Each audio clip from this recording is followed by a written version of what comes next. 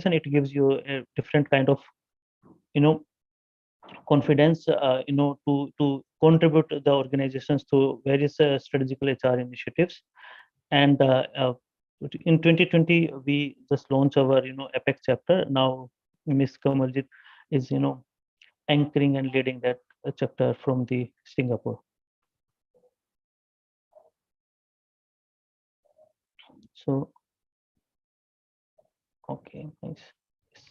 These are the some of the glimpse of, our various, small, moments where, we anchored our HRCI, this core HRIR Chai Buddy series, some, personal meet, Chai Buddy meets. Mm. These are the some of our, key, group mentor who, has been, supporting us.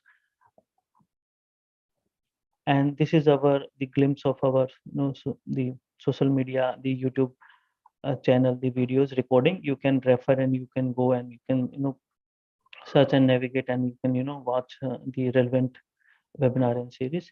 These are our pages. You can follow us on LinkedIn, Facebook, Twitter, and Telegram. So,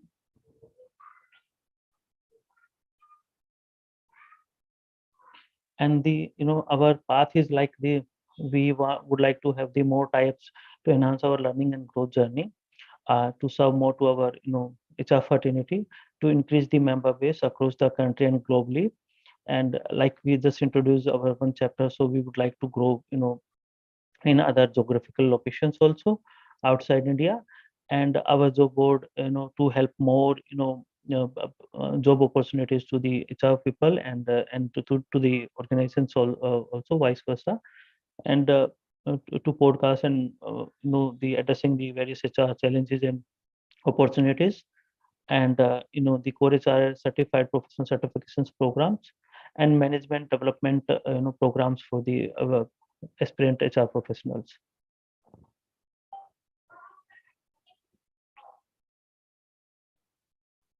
Now, I'll continue with my today's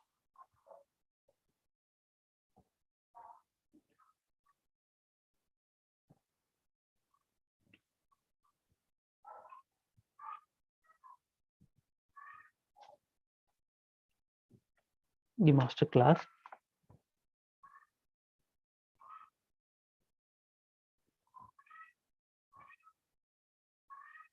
So just allow me for a second. My system is, moving a little slow. So yeah, so like Mr. Ravi, shared about himself, like he's a, a loving technology and other things. I'm a HR practitioner, and by accident, technology becomes my passion. And this is the best, opportunity. I'm, thinking wherein, one can, understand the organization philosophy, the strategy, and how organizations are, moving with the HR systems and the HR technology. And generally, there's a myth, because whenever, I just join a new organization, and I have, changed 4 organizations so far. So in during the 16 years, generally people has a one phobia. Oh, it's a technology. People has to do so much programming, so much language.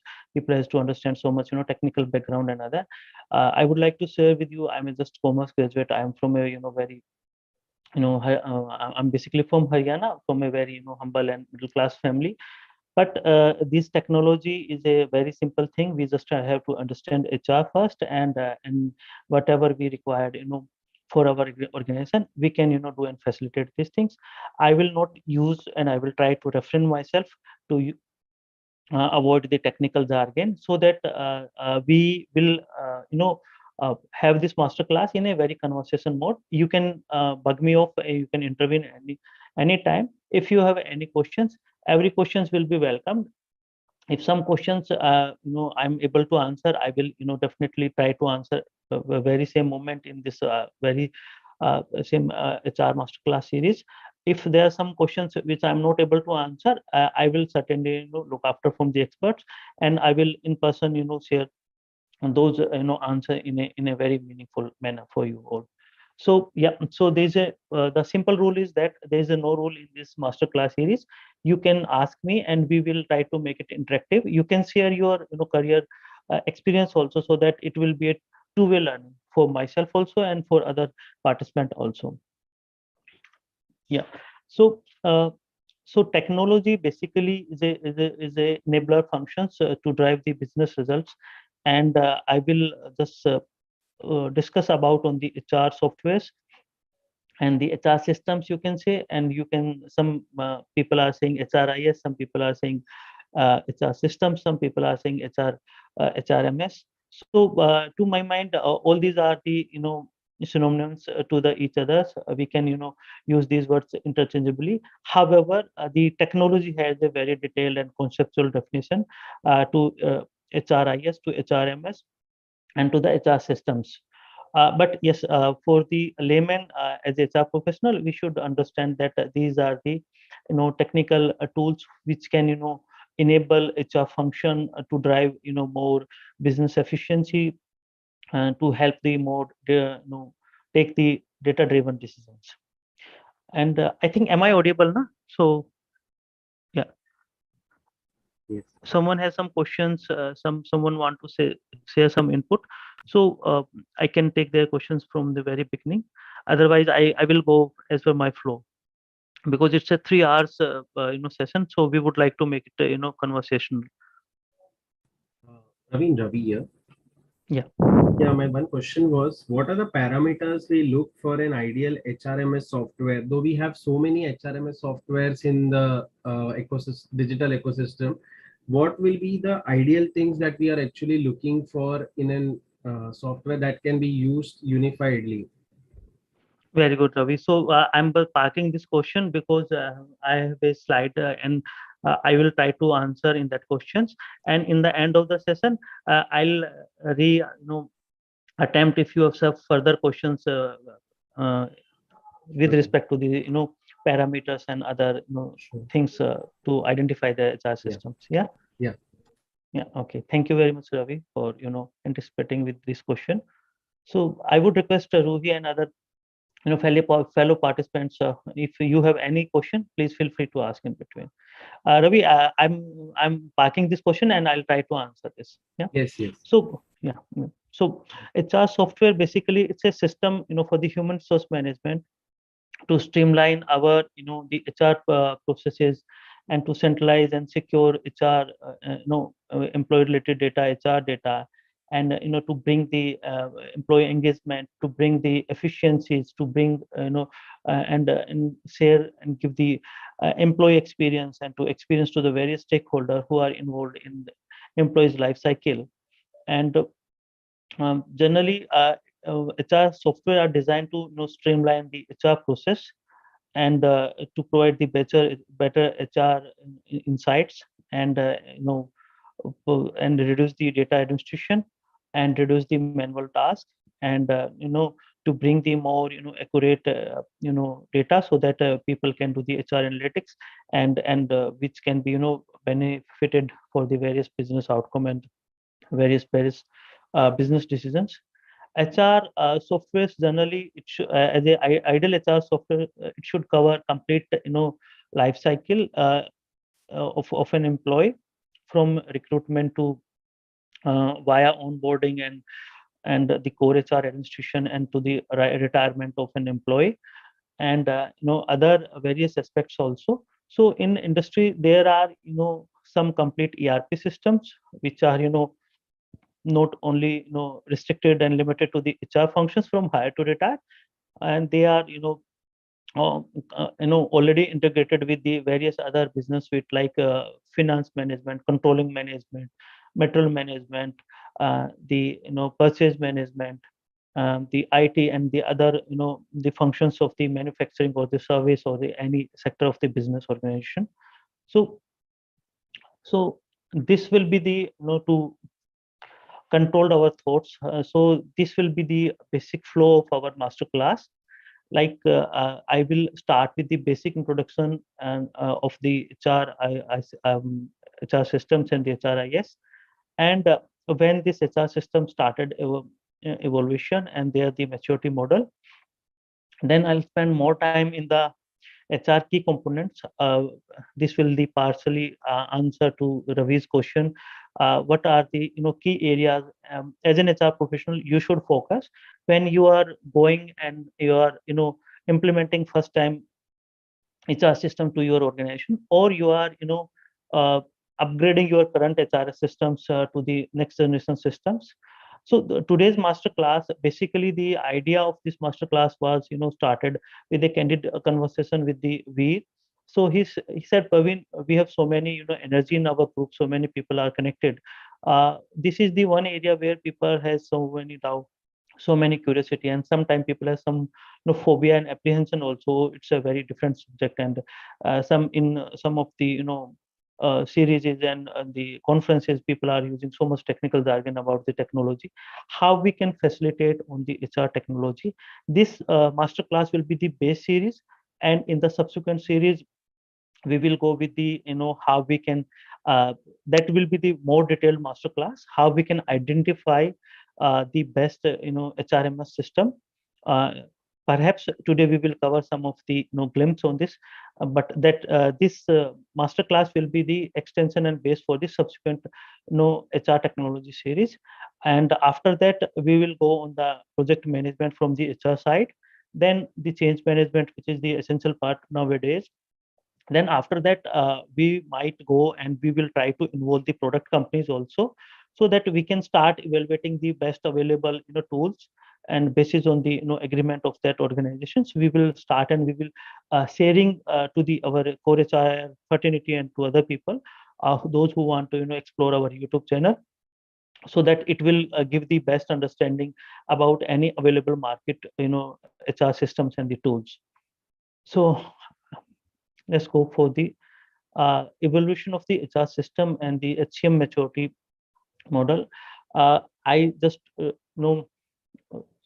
did the Google, and based on the available research, so the HR technology system formally started in the early 70s, and SAP has brought up this HR system concept to the organizations, and rather to the larger and the bigger organizations.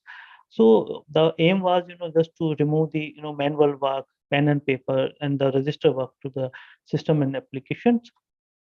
Then from there um, that time small organizations, they have not explored these things, and it is not meant for that, because of the bigger organization has started this with the cost factor and the other factors. And in the late 70s the journey started with the upgradation, with the modernization, to integrate the organizations from the complete paper and manual work to the system, so that information can be populated into the system. And and from there the footprint of the HR systems, you can say, so has started. In 1987, the PeopleSoft, it has been globally admired product for the HR system, and it started in 1987. When this is the time when it has been deployed to the client, like to the HR organizations, and from there people from the HR, they started using their HR systems.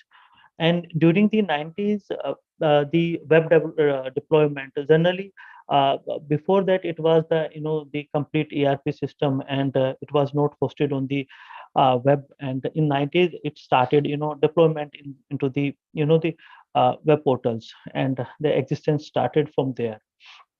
And after 90s, like the we can say the 70s to 90, the 2 decades, the several advancement has been started, where some other stamps also came into the market to deliver the HRIS or the HRMS, to handle the employees informations and the organizations data for their manpower. And gradually they introduced the to capture the performance management history and records. And and then gradually they started with the learning and development and the talent related information. And in till 2010, it was the the client side deployment software. And this then the SaaS based system uh, there are some words SaaS, PaaS, and on-premise, on cloud. So SaaS as a software as a system, PaaS, PaaS as a platform as a service, and that the on-premise and the cloud I will elaborate in a layman language in the subsequent slides. So then the biggest advancement then started after 2010, and now we are gradually evolving, and this last Tech HR event held in Gurgaon in India. So we have seen so many, small aspect of HR has been covered by the different, HR technology partners.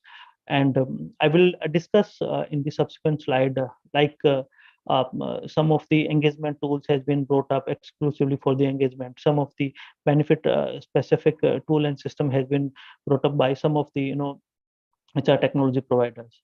So, and nowadays they know so much, discussion is going on about the artificial intelligence and the bot. And I'm fortunate that in my new assignment I'm going to work on this. I have to explore this. This will be my new learning, and if I'll got a chance in the another upcoming HR technology series, I'll share my personal candid experience for 2-3 minutes in there, that if the time permits, in those upcoming seminars. So it's one of the uh, new thing for me to introduce. Generally, I have seen various organizations who are using very big global ERPs. They are not mentally prepared to introduce AI and bot in their organizations. They are just trying to evolving in the other sub functions of the HR. Then the employee hiring and then retention, and specifically these tools we have seen, and some of you are, and you must have experienced through the uh, LinkedIn job portal or some other job portals. If you are navigating that, some pages opening up and their resume parsing and some other things are automatically, getting filled up. Some chat box are coming up, and you are just typing, and automatically the next, predefined questions are coming up. So these tools some organizations has started using in the hiring, and some other, mental health related, some other engagement related AI applications. So yeah, so this is the time when, after this unprecedented time of the COVID, when organizations, uh, you know d- they are embracing the technology. They are, fully, ready to, unlearn their manual processes. They want to, evolve their. If some organizations, those who are already utilizing the very good HR system, they want to, advance themselves to bring more, next level, next generation, so, advanced HR system. Those who are at middle level, they are evolving. They are, stepping ahead for the, growing and mature, global HR technology. And some they have not started, so they have also realized, and they are, stepping and, intervening with the new technology systems. So this is the journey on this technology Uh, system. so Praveen, can I ask one question? If you see Yes. the journey of entire HRIS, so what major change that you see in, if you compare with the previous, generation and today's, what major thing that you see the differences? So yeah, you asked this question. I'm about to share one my candid, experience in my previous assignment. I was associated with one of the, third largest, hospitality sector, and their, systems were little dated. I will not, take the name of that organization because I'm not the part, and I'm not, allowed to share the name and the practices of that organization. So during that time, when, the system were dated, and that organization is very much serious about their customer, their employees. So they wanted to, intervene with their employees about their health, about their well-being, about their families. And during that time, it was a very panic situation, because that organization doesn't have the, trend and, you know pattern to, attend the Zoom call or the MS Team calls, because that is the hospitality sector. They believes in, in-person meeting and greetings. So this time, like, the biggest change where I have seen is like the employee wanted themselves to use the technology.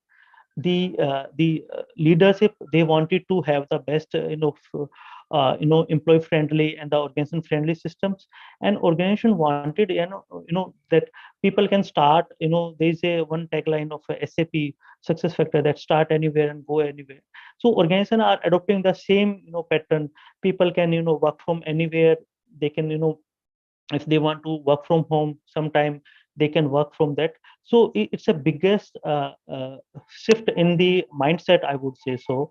And organizations are, rapidly, and they are going to for the rapid deployed system also. Like some system has some inbuilt functionality.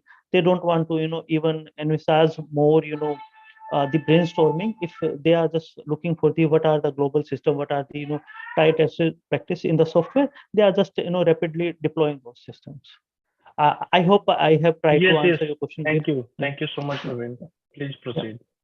yeah. So this is the most, excited slide for me and for you also. Generally, we Indian organizations are sharing our own, trends and practices.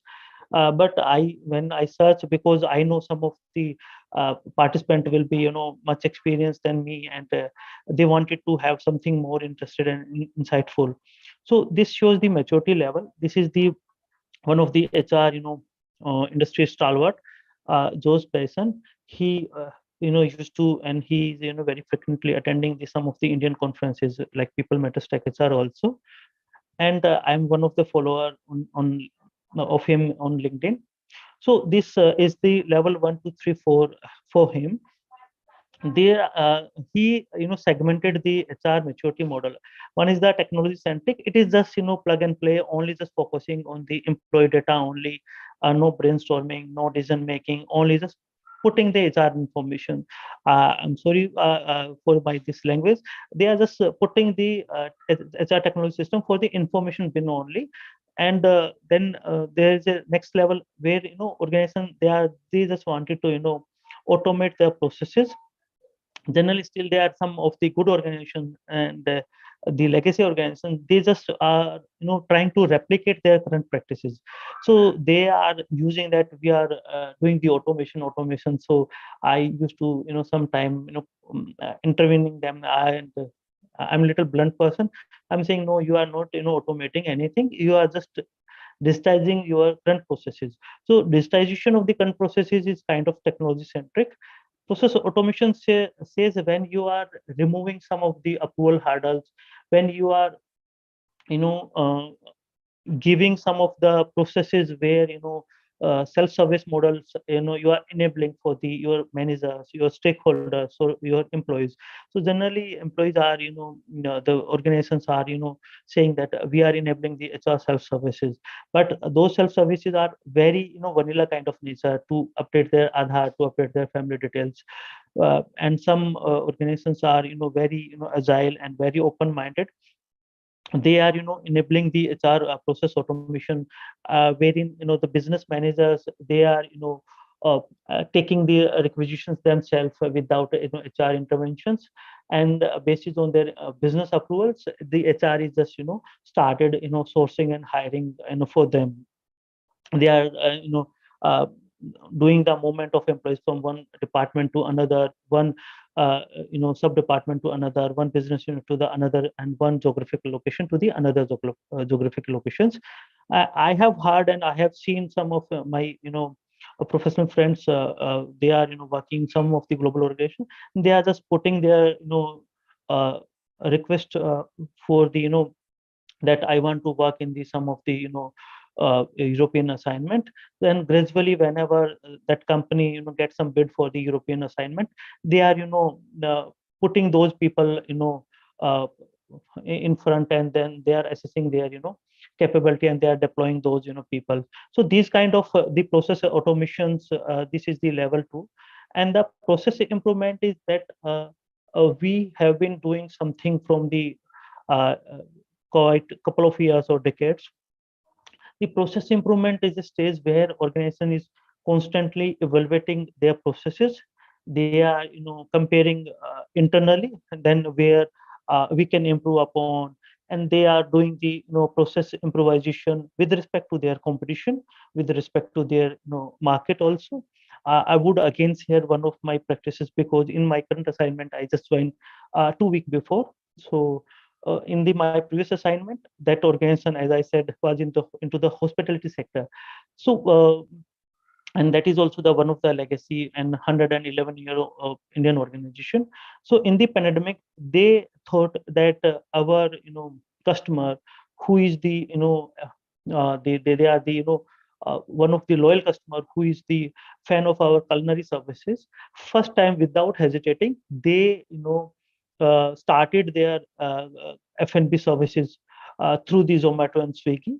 They expose their laundry services to their external customer, so that whosoever want to avail their services, they can go through the Swiggy, Zomato, and their mobile app also.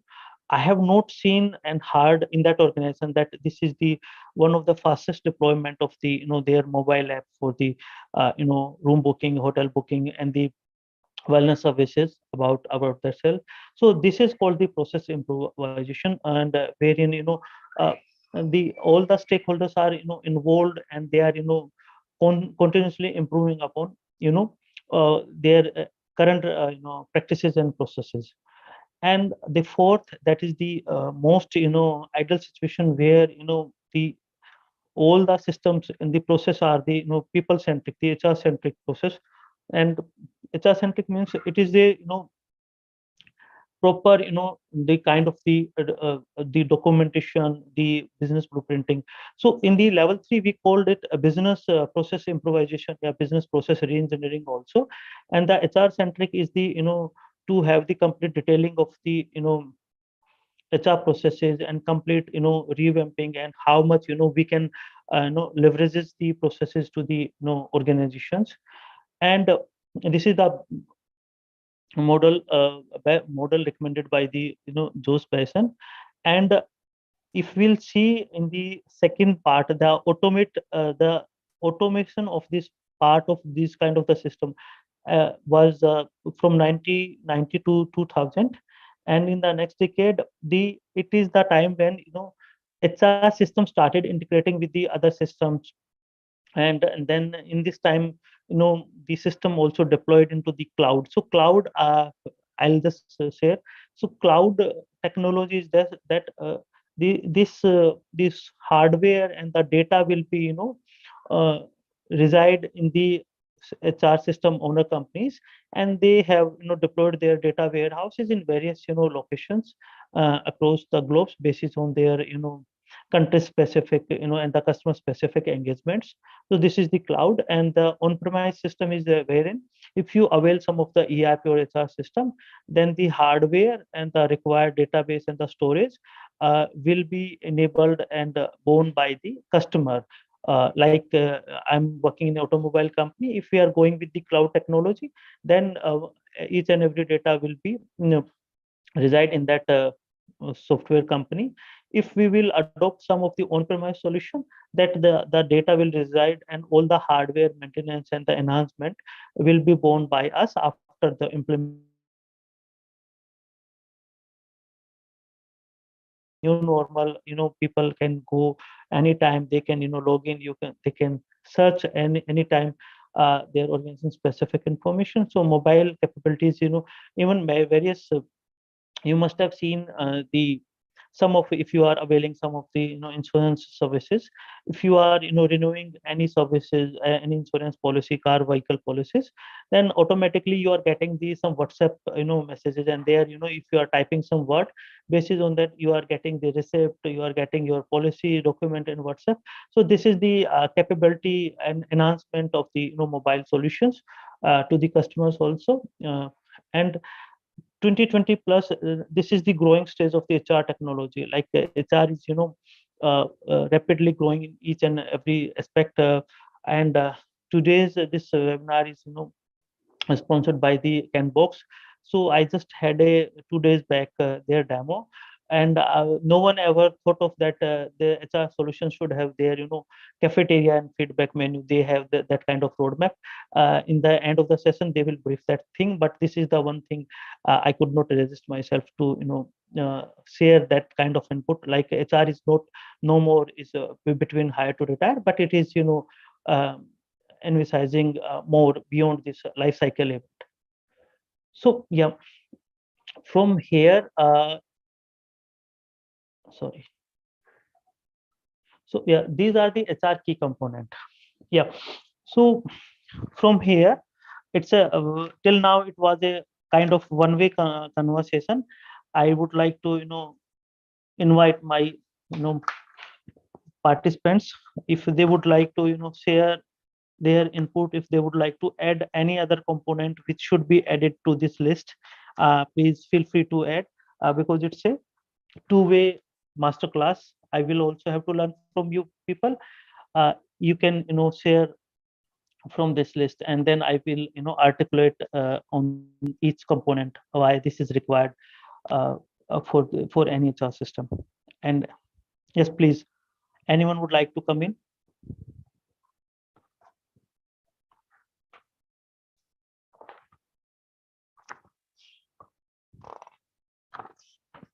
No? So should I move as per my flow? Yes, Praveen. Yeah. Okay. So guys, feel free to ask any questions, because I would like to share one incident. There is one question that has come up on our YouTube, which I think you are going to cover in the next part, but let me take up. So it is a good idea to move towards unlimited leave plan for employees to help with their retention and commitment. So however, it is not related to HRIS, it is mostly related to policies. But what is your view, Praveen? Yeah. So can you repeat the first part of the question? The question, it is a good idea to move towards unlimited leaves plan for employees to help their retention and commitment. Absolutely, we so like I would say, like you may agree or not agree with this part. So problems become the possibility, and possibility become the policies, and possibility become the process, and process become the HR systems part. So this is my layman term. So whenever anything like the European and the other countries, they have a pattern of the facilitating the paternity leave. So India, as a country that was not a part of India's tradition and culture to take the paternity leave, but now we can see there are various organizations who are facilitating these paternity leave, and this is the policy part. And when it becomes into the process, then gradually various HR system, HR, IS and HR technology, they are providing the leave type as a paternity leave. Now some organizations, they started in a hybrid work model, wherein employee, they can self request from their work from home, and on office work from office request. They are just gradually applying their leaves. Now these 2 days I will be working from home, and basis on that they have setting up their work for those period of working from home. And basis on that, they are working through the various organization are enabling not only these leaves from the HR systems, otherwise they are also facilitating the infrastructure, so that the employee can easily can working from home also. Understood. So there is a follow-up question also coming up, and good, very fantastic comments are coming up on our YouTube channel. So I think the audience in the Zoom call is less engaged than the YouTube. So Zoom people, please come up with your comments. You can use chat box also if you don't want to unmute yourself, because it should be interactive session. So the second input that is coming up is from the same person, Guinness Planet. How should work hours and leave be planned for work from home setup, especially for part-time employees? So this is one question that is coming up, and then there are other inputs coming up on your slide, Praveen, key HR components that you have mentioned. So I'll come up to that. So let's first take up the first part of the question that I'm again repeating for you. Is it sorry? How should work hours and leave be planned for work from home setup? Yeah, go ahead, please. Yeah. So like the technology and the governance comes basis on the organization culture. Some organizations, they are very open and they are trusting their employees. They are doing the flexibility to their employees and they are trusting on them. Some organizations, they are creating some discipline so that people should not violate and they should not misuse their flexibility from the work. And nowadays it is a very trending word is coming up, moonlight. Now some organizations are waking up also to monitor that the employees are genuinely working during work from home or office setup kind of thing. So there are various tools and the technology and system governance are there. So some of the perhaps it is not the HR questions, but yeah, I'm sharing the idea behind this and whatever I have hear and search and from some of the fellow colleagues and HR technology and the technology experts, like they have inbuilt some of the idle time in the system, that how many times system has been run, what kind of the ERP or the platform has been used, how much system were idle, and based on the IP they can trace even in the office setup also that during the working hours which system based on their IP number, each IP number is the system and laptop desktop number, the unique number, and that way we have the chassis number to our car and our IMI number to our mobile number. This is the unique identifier. Each IP number is assigned to some of the employee code, the staff ID. From there, they are getting the reports that how much employees are utilizing their work from home or during the office hours, their laptop and their systems. Based on the idle time, they can get the answers offline that this your system were idle during this time. You have not use your system. Then what you are doing, they can get the justifications also during the time. So this is the precise answer to this question. And I think in recent future more latest trend and the technology will come, whether that like today we can see the attendance are also coming through the geofencing, geotagging, which is on the longitude and latitude of office premise. In Right. future there is no surprise that based on the current address where employee are putting up on their work from home setup, they might started applying attendance from that locations also. So Yeah. this is my future apprehensions. I could be wrong and I could be correct also. I understood So your point. Thank you so much, Praveen, for your detailed feedback. yeah. Another comment is coming. Good to see the maturity model of HRMS in its current focus. Akash is writing that audio intervention can be added to the list. So in key HR component, Dr. Nepal Singh is writing how to utilize HRMS for rotation of employees into best skill fit for best available role in organization. So if you Okay. want to take up now, or maybe you can take up it later, that is up to you. Yeah. So I'll request you can put up this question in the subsequent slide. So this is the base whenever because I'm considering some of the fellow participant, their organizations, if their organization are very new and they are from the scratch wanted to set up the HR system, then they should have the three ingredients. One is their policies with them, and then policies extract is the process, and process should be the mathematically possible, logical situation, because technology believes in the mathematic equations and the collaborations. So sometimes ink pen policy process, when we are trying to the fitting into the system, then it is very easy to articulate, go down in the theoretical part or in the statement part, but when we are implementing into the system, then this becomes the exception. Sometimes exceptions cannot be handled by the HR systems. And then the platform is the HR system, whether that platform is the capable to cope up those HR processes. Now I will move on to the process from the recruitment. So every aspect I can speak 1 or 2 hour on the each and every key component. It's a very interesting part for the HR professional. Nowadays these after the COVID, I can see the lot of movement and a lot of openings are going. People are I don't know, I also just changed my one job. So openings are there. So recruitment and selection is the one of the important function for the organizations to hire, attract, and retain the best talent. and it is not just basis on the the task duties and responsibilities, but yes, to have the best person who has the best knowledge, skills, and ability to perform those task duties and responsibilities.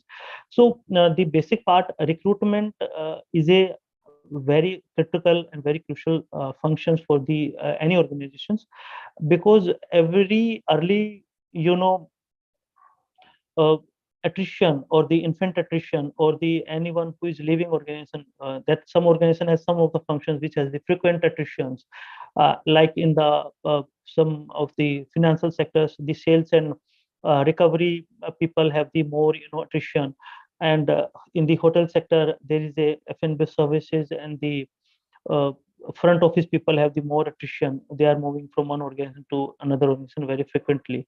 So the every replacement is a very cost. And in way back in 2016-17, in one of my assignment, there was a strategical HR interview specifically training has been imparted, and I was the part of that thing. So in a that organization, the minimum salary was the 21,000 that time for the beginner role. And if any associate who leaves from the sales function was denting the revenue loss of the 12 lakhs per annum, if that employee left within the 1 year, with respect to the IT infrastructure, onboarding, induction training, and the acculturation of the policy process and the revenue and the other the objective part and support function, it was between 6 to 8 lakhs.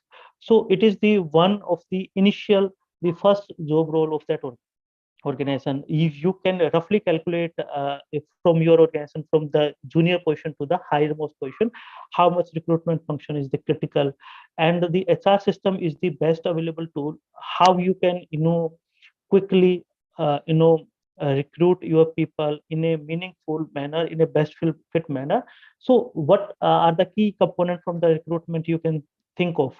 Like generally organization has a pattern that the requirement will be come up from the busted and non-busted positions, and there is some governance, some approval process. Basis on that, the business functions, the support functions, they will raise the requisition, and they will seek their internal approval basis on the approval hierarchy of respective organizations, and basis on that they are sharing it to the HR, and then HR is you know starting posting those jobs to the internal job boards for the internal basis on their internal mobility policy. Then some organization has the uh, less people in the HR, and sometimes position is very much critical and crucial, then they are sharing with their agencies, different recruitment empaneled consultant. Sometimes they are putting on job board, sometimes they are putting on social media. There are various mode of hiring the people. So all those aspects you should focus and you should cognize while posting these jobs. When you started getting the applications, then you should, some organization has a pattern of filtering the applications, because there some positions has the various applications, the applications volume is very high. Then some organization can put up the some of the pre-selection or the rejection questionnaire, like if some organization are very much mindful about the hiring their people, that people should not affiliated to any political agencies, political parties, people should not involve any criminal Praveen, Ravi is yeah. raising the hand. You can take up the question. Yeah, I had a query. It's like the attendance process. See, now in private sector, everybody works in a different organization. So now what happens is, and everybody uses a different HRMS application.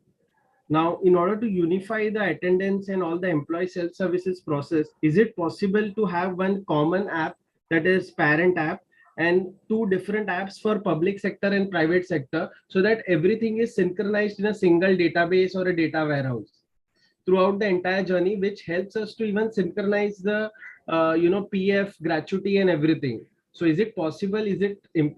Is it something which you all can say whether this is implementable on a larger scale? Yeah, Ravi, it is very much possible.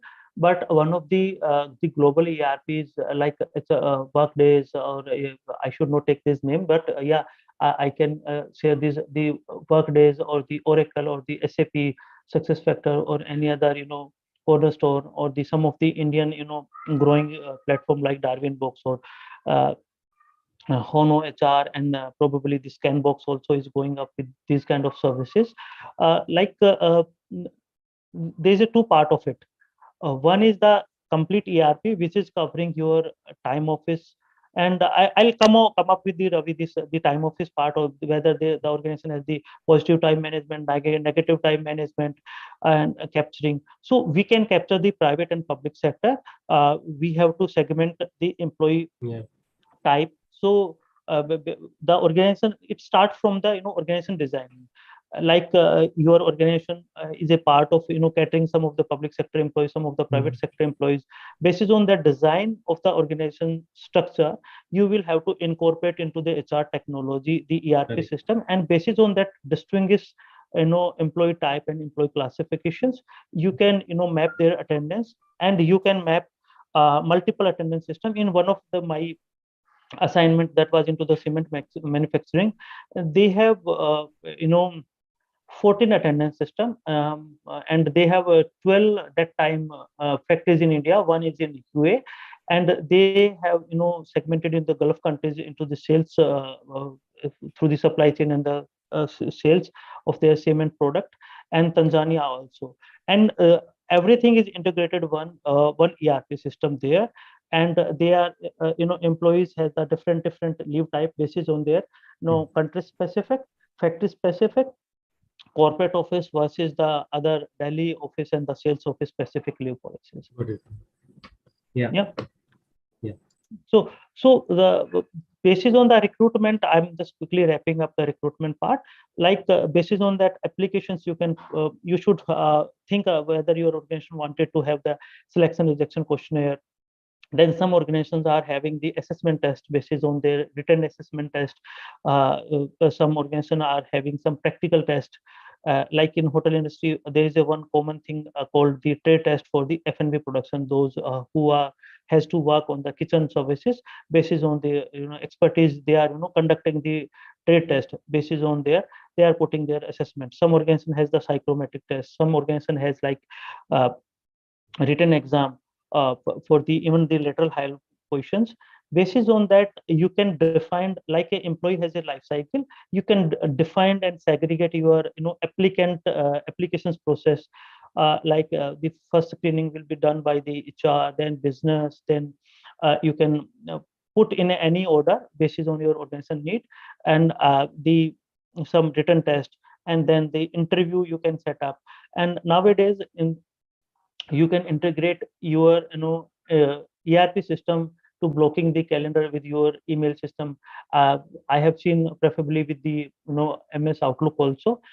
Many ERP systems, they are tightly integrated with that, and basis on your telephonic discussion on the with the candidate and with the different interviewer, you can set up the interview.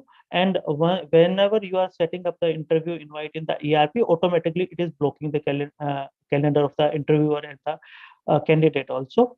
And subsequent, you can put the interview assessment.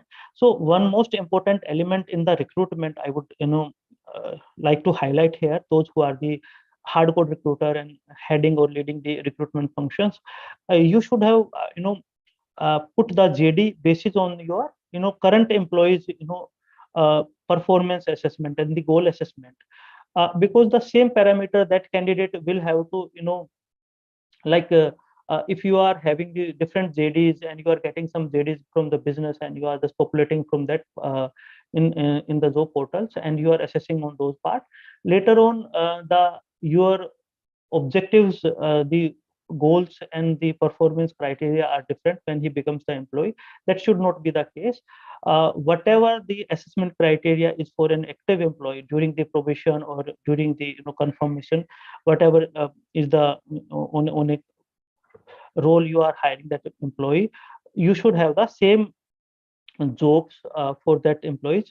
And it is the very you can say my repeated saying, the task, duties, and responsibilities becomes the JD, and knowledge, skills, and abilities becomes, if you will add with that, this becomes the job specifications.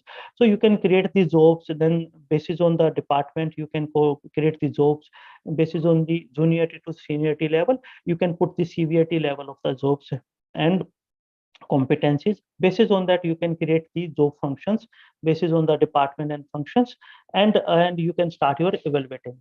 And there are you should focus on your candidate page, your applications page, and you should focus that your HR system should be integrated with your organization intranet and the internet portal, website portal, so that whosoever wanted to you know navigate through your career page on your website, they can see your recent job openings and they can apply there. And your selection, interview selection should be very much fair basis on the competencies. After the assessment you should consider that these acceptance of the offer letter should be through the system, and it should notify, because India still has a habit to have the notifications through the mm, mobile and through the emails. But there are some system wherein if you can integrate the SMS services also, you have to acquire the SMS service gateway. It will intimate candidate through SMS services also. You have to check while selecting the HRS system whether that system is supporting that SMS gateway. Sometimes in future there is a chances of integrating with WhatsApp also, but we have to cognize the current the legislative law also, what are going. And basis on the offer acceptance test you have to move on. I'm just you can visualize your life cycle also, and I'm just articulating it through the life cycle versus the system. Then you can focus on your onboarding of a new hire. Onboarding is a process where organization is very much focused about the creating the employee joining files, and HR should also focus on that whether the person is hiring on that position in that department. All the organization values should be key in very much in a required manner. Whatever required information is with it the statutory requirement, all the forms should be there so that a candidate can download and can fill up and upload there. All the required filing, the employee records, whatever is your respective organization need, you can make it that list in the onboarding module or the platform, so that you can, before hiring, when employee accepted your offer and he started serving notice period in his or her the current assignment, so in that time you can mitigate that onboarding time which employees generally spend 1 day or 2 day in your organization. You can mitigate the time whenever your would be employee get some time, they can fill up their employee formalities. You can assign your buddy and mentor. You can put up some goals of the 30 days, 60 days, 90 days. Some organizations are putting it taking it up as a feedback of new joiner during 30 days, 60 days, and 90 days, because it is the best time when outsider employee can give you the best input to improve your HR and organization policies and processes. And it is the very beautiful time when you can access and extend some of your policy link which a new joiner should know before joining, so that when you are imparting the onboarding and induction trainings, during that time it will be a revision for that employee. Next, when employee comes, then you can start their employee code creation and the other processes. And if you have the probation culture, you can put a basis on the probation system. Your system should have some of the intelligence while you are selecting any HR system that should give the alert. If you are hiring an employee who is on a fixed term contractual employee, then it should give the alert before the completing the contractual. If employee is on the probation, then system should give some alert that probation period is end date is near. You can conclude the probation evaluation process. And likewise, if you have some employees you are hiring on some training period, you can put the training and period, and basis on that training assessment and the learning assessment of that employee, you can put up those things. And this is the time where you can set up some goals basis on the employee cadre, their level, whether that is the fresh or lateral hiring. You can curated your induction and the training program. And during the time, sometime you are renewing your fixed term contract to the employee. Sometime there is a need of the probation extension, not because of the performance reason. Additional reason could be manager got change in between, employee got transferred to a different unit and different transfers. Sometime employee is not able to complete his probation period due to some health reasons or the attendance reasons. Basis on that, you can extend the probation period and you can further evaluate those part. And the assessment should be happen basis on, as I mentioned, basis on your objectives. So this is my recommendation, and this is the leading practices of the some of the good organizations, wherein they started the cascading their goals when employees joins, so that employees very much focus and clear what he or she has to deliver during his or her probation period, training period, or fixed term, or the regular tenure. And you can fix up your performance cycle also. And uh, then you should focus on your compensation management. Compensation and benefit comes the total reward in the HR layman language. Compensation can be your the gross salary, your some of compensation philosophy can be designed your organizations. Some organizations have the flexible benefit plan. Some organizations have the fixed salary plan. Some organizations have some the statutory reductions are applicable as per state to state and country specific rules. Basis on that, you can articulate your compensation. So compensation is not just limited with the current gross salary or the CTC component and the benefit. It comes with the the range penetration. You have to decide your pay group, pay grade, pay range, your pay element frequency, whether it's a monthly, quarterly, or annually. And you can put up the compa ratio also, and the percentile also, if your organization is going beyond that compensation. If you want to pair within the organization, peer to peer level, position to position, or job level to job level, or with the your some of the competition, or as a your leading practice, or the some organization has the competitive advantage with the compensation. So if you would like to introduce or embrace those kind of interventions, you should focus how much detailed compensation you can create. And trust me, the best recruitment and the training are the one of the enabler function in the employee retention part also. But the fair assessment will help basis on the clear cut measurable goals and assessment. And basis on the performance outcome, if you have the very good compensation metrics, it is the one of the key consideration factor when employee are joining your organization, and they are progressing, and they are thinking your journey with your organization, and how much long they want to stay, and what is their progress level. Another, the benefit management is nowadays very it is a very common that employee are extended their health insurance to their employees and families. Sometimes some organizations are extended their health facilities to employees in-laws also. And there are various benefit, like some companies are providing cars, some companies are providing their accommodation, some companies are providing some interest free loans, some companies are providing the interest free car loan. And there are various big list of the benefit, and ESOPs are the another part. So you can put up your benefit, and benefit are two kind of. One is the eligibility based. Basis on the eligibility, employee can claim. Basis on their availability, they can directly claim and they can reimburse it. Another one, they can enroll, and basis on the enrollment, organization some approval process, and basis on the approval, they can get the benefits basis on those part. So this benefit management, if some organization has a conservative approach, which I have heard and seen, wherein they are hiding the benefit basis on the grade and cadre. It is my experience, if you will publish as a these are the grade basis on the seniority, sometimes it may be the motivational factor for the employees, those who are just one level below, two level below that that benefit which is attracting to the employee, that encourage that employee to perform well, so that he can or she can get the promotion, and they can enroll for that that benefits. So you can design these benefits and compensation basis on your organization need, and the governance part also. Again, the time office part, time office comes up with the holiday, leave type, And leave type can be further segregated into the gender base, the maternity and paternity leave, and for the male and female employees, the provisional employees can have some certain leaves. Permanent employees, the regular employee can have some certain leaves.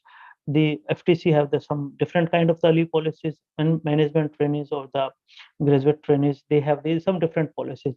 So you can define and segregate these leave policies, and based on your organization's functions, you can put up your weekly ops. And here the soaps and establishment acts, and also comes if it is applicable to your organization. Otherwise, based on the legislative laws, you will have to create your holiday calendar based on your premise, office setups, or the factory setups. uh, and sometime your organization is spread out different geographical locations, countries. So you have to organize those country specific, state specific, different demographic specific leave policies and processes basis on the holiday calendar. You can factor the multiple holiday calendar also. You can factor the multiple shift. You can put the multiple. You can consider the multiple leave type basis on the employee cadre and the Praveen, weekly. Ravi has some question. Yes, Ravi, Yeah, please. Praveen, so I have posted it over in the chat window as well. So what I feel is we have many applications in our phone, correct? And when we log in, both the personal and the professional applications are at same place. So is it possible we can have user accounts, like we have one for the personal and professional? So what happens is there is a lot of cohesion and coupling between all the applications. So if we can keep both segregated, so is it possible that we can implement, like for office, we have our VPN set up for our laptop or desktop devices. Similarly, can we have it for mobile devices as well? Is it something which is feasible, which can be done? Yeah, Ravi, very good questions. And thankfully, Ravi, in one of my assignment, I have done the information security policies for the HR department. I was the information security department representative and the business continuity, and so I can cognize and I can answer. But yeah, it again depend on your IT setup and your information security policy guidelines. Some organizations, what they are doing, they are facilitating the company provided mobile and company provided SIM. Basis on that, they are putting some policies, and basis on those policies, only office sponsored apps Yeah, will be work, and office sponsor office mail will be open. And some organizations which are very much in security oriented, even you cannot take the screenshot of your mobile app. yeah. So So this can basically, be done. yeah. Yeah, So I but felt so. both system can be in if your subsequent. I'll Correct. just come to your question. If your subsequent question is, can we have the both in your personal mobile? Answer is yes. But if your security will be imposed to your phone, then suppose your Got it. personal app, you cannot able to take the screenshot if your information security policies are not permitting to take the screenshot and to have Yes. some breaching some of the apps, like they are, some apps are freeware apps which have the Correct. some caches or some cookies which might or could be harmful for your office specific Yes. applications. Correct. Then you could not able to use those things, because some organizations, it is again like the HR technology maturity level, it is the same, the security level of your organization, how much flexible your organization. It depends on organization. If some organization are very much focus on their security policies, then both things can happen in the same mobile applications, because it is superseding the conditions of each other. If they will give the flexibility, then the personal or freeware apps might attack to your office stuff and Yeah. data. Correct. It may harmful, and vice versa. So that is why they are superseding and they are blocking your personal apps. Correct. Yeah. Yeah. Yes. So then this is the leave application. Then attendance, as Ravi has already answered, put the question, and I have tried to answer. So the attendance management system, like you can focus on your mobile attendance based, geofencing, geotag based, photo based. You can put your web based application attendance system, and you can put your access card plus finger, and the biometric plus face eye recognition.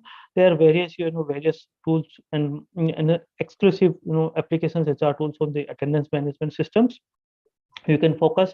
Attendance is a the leave and attendance is a hard earned money for the employee and for the organization also. If there some system has some glitches and they are not mature enough, so it will either way impact employee in losing their salary or the organization in losing their control. And absenteeism is a another loss of the productivity in the organization, specifically in the manufacturing, where you have the shop floors. Each and every way activity is dependent on the sum of the manpower basis on your production target. And the festivity season, you have more target, need more people, and you want to reduce your absenteeism, then you should have the very good attendance system so that you can track your attendance system. And attendance has also two concepts. One is the positive attendance, another one is the negative attendance. So in negative attendance, you are just considering the employees leaves. If the employees are putting their leave without pay, or some outstation duties, then some system are considering, and they are avoiding and ignoring the employees in time and out time from the office duties. The positive times is when you need the leave and attendance also. Alongside, you need employees the attendance and port when employee has joined for the day, when he or she has left for the day. Some organization has different attendance, in the hotel industry there is a break shift concept. It is the across the industry in India, probably in globe also. There are some certain shifts, they are 12 hours or 16-hour shift, and they are giving some breaks in between to smooth functioning of their business functions. And probably some manufacturing organization also has some breaks during the lunch time, so that employee can take a small nap also. So you can factor that. Praveen, can you hear me? Yeah, Veer, yeah, I can. Yeah. So there are two very interesting questions coming up on our YouTube, live where we are doing. So one, it is saying that Dr. Nepal Singh is asking a question that is it possible to arrange test, written examination, and interviews with help of AI through, and further can hold internal promotional exam interview in HR? So this is question one. And question two is again, Shrikant is asking that how to move from HR operation role to HRIS implementation role without a prior experience. So these are the two questions that is coming up. If you want to take up right now. So question two's answer is Mr. Mahipal is Bhavin Sehrawat. I'm a hardcore HR professional, and technology becomes my passion. So a very small story. I have joined a financial organizations. I was into the credit and home loan functions. That organization has real estate and some other, share market divisions also. All of a sudden, that organization decided we should merge the HR from decentralized to centralized. And we were 7-8 people who we have been hired for the campus placement. So and that organization has so many data entry operators that time in their HR functions. So some people said, sir, ये लोग तो अंग्रेजी बहुत बोलेंगे, इनको मत रखो, अंग्रेजी से हमें पका देंगे. So they gradually put up into our us into the ERP implementation, SAP implementation. So that is the time. Through the HR technology, I must share this honest experience. Whatever I have learned during my MBA through my academic professors, that is exactly I could able to correlate with the HR technology. So Mahipal ji, I put my this thing in my opening remarks of this HR masterclass. It is if I would say in layman example, if you have bought a new house or a new flat, that is already built in and for you, and you have to put some furniture, put some decorative things. You need not to go to all the time to the interior designer. It is the very similar fashion. If you have the good understanding of your HR functions, if your organization's culture and needs, you need not to learn to any technology things. Neither I have heard that any academic organizations or institutes, they are providing some subject on the HR technology, how HR professionals should focus on HR technology, how they can focus on the HR process and HR functions into HR technology. If this could have been designed in the academic, then it will be one added advantage for the forthcoming HR professionals. But answer is no technical experience or knowledge is required in the HR systems. Nowadays, maximum HR systems are coming with the cloud-based, plug-and-play base. You just have to share your organization need. Some system has the pre-built functionalities where you need not to put any technical logic or any technical sciences there. You just have to share process. They will just plug and play with you. Some cloud systems, they have some advanced configuration, basic configuration, which even doesn't require any coding, any programming for that. You just have to plug and play into the system. That is the administrator platform where the special people can, with the small help of the training from the product company, or if some company has some implementation partner, through that you can easily do. But yes, you should know what is your ask, where your sofa should be there in drawing room, where your HR process, which process should be where, what should be your upload process, what kind of data information or data field you should need.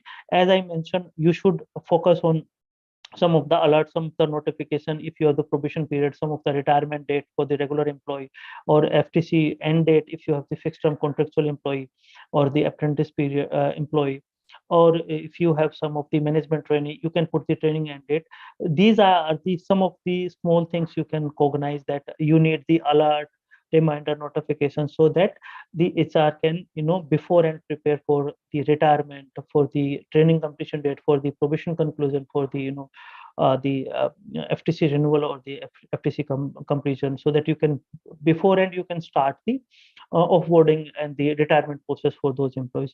So this is very simple. You just have to first you must have to understand HR, then you have to understand your organization HR practices, then technology is the secondary thing. It's a icing on cake for you people, and it's a very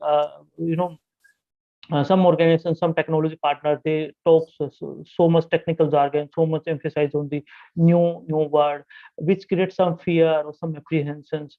So it is not at all, and that is the very reason purpose of this master class.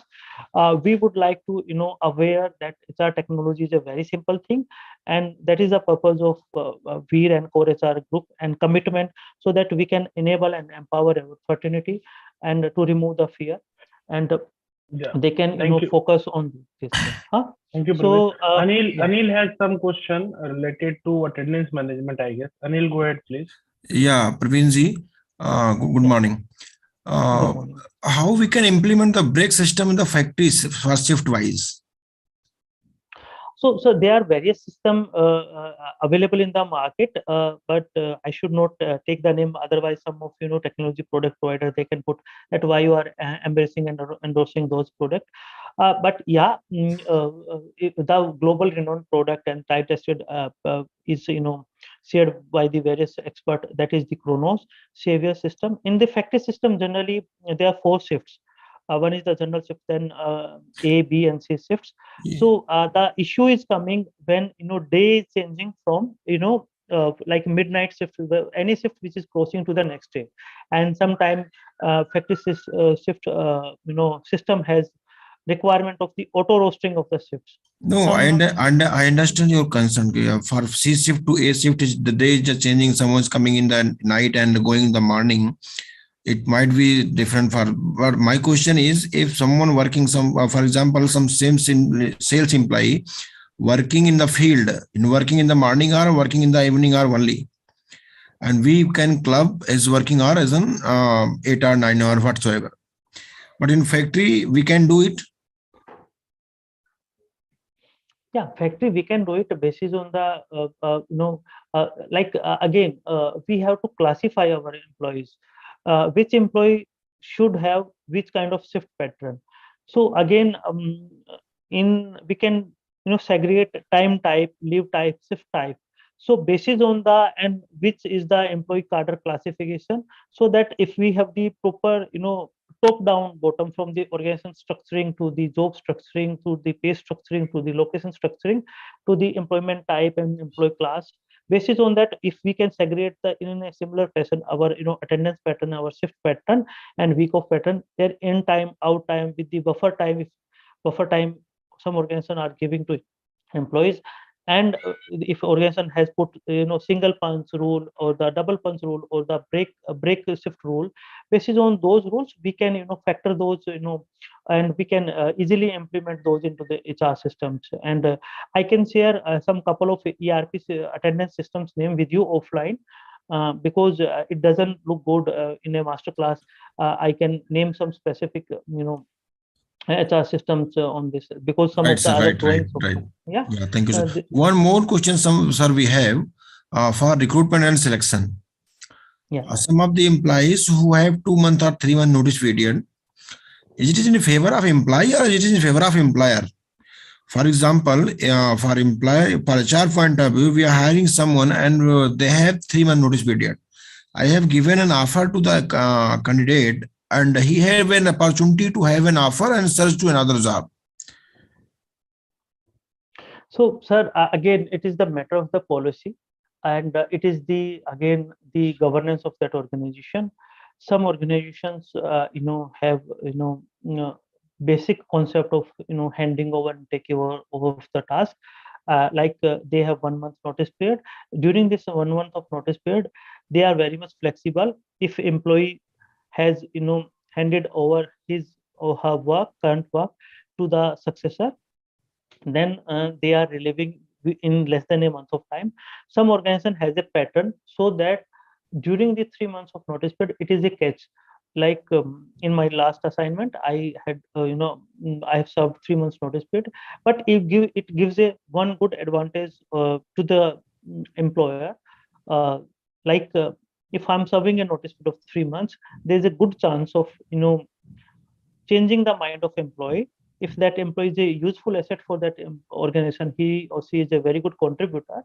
That initial some time when there is some personal reasons, and organization has need some time to help that employee in the personal reason or the professional reason or the some of the cultural reason, that organization got some good time to mitigate those gaps and the risk and those concerns, and they can facilitate to the employee, and that employee can retain there. Sometimes it is a risky thing for the prospered employer who just has released the offer to the candidate, and candidate might started negotiating with some other the vendors and other. uh, Yes. this was the case with me also, but I have not, honestly speaking, I have not negotiated. I honestly tell that, look, I have these two offer also, but I'm serious and I will honestly respond to those and that I'm going to join this organization on this merits and parameters.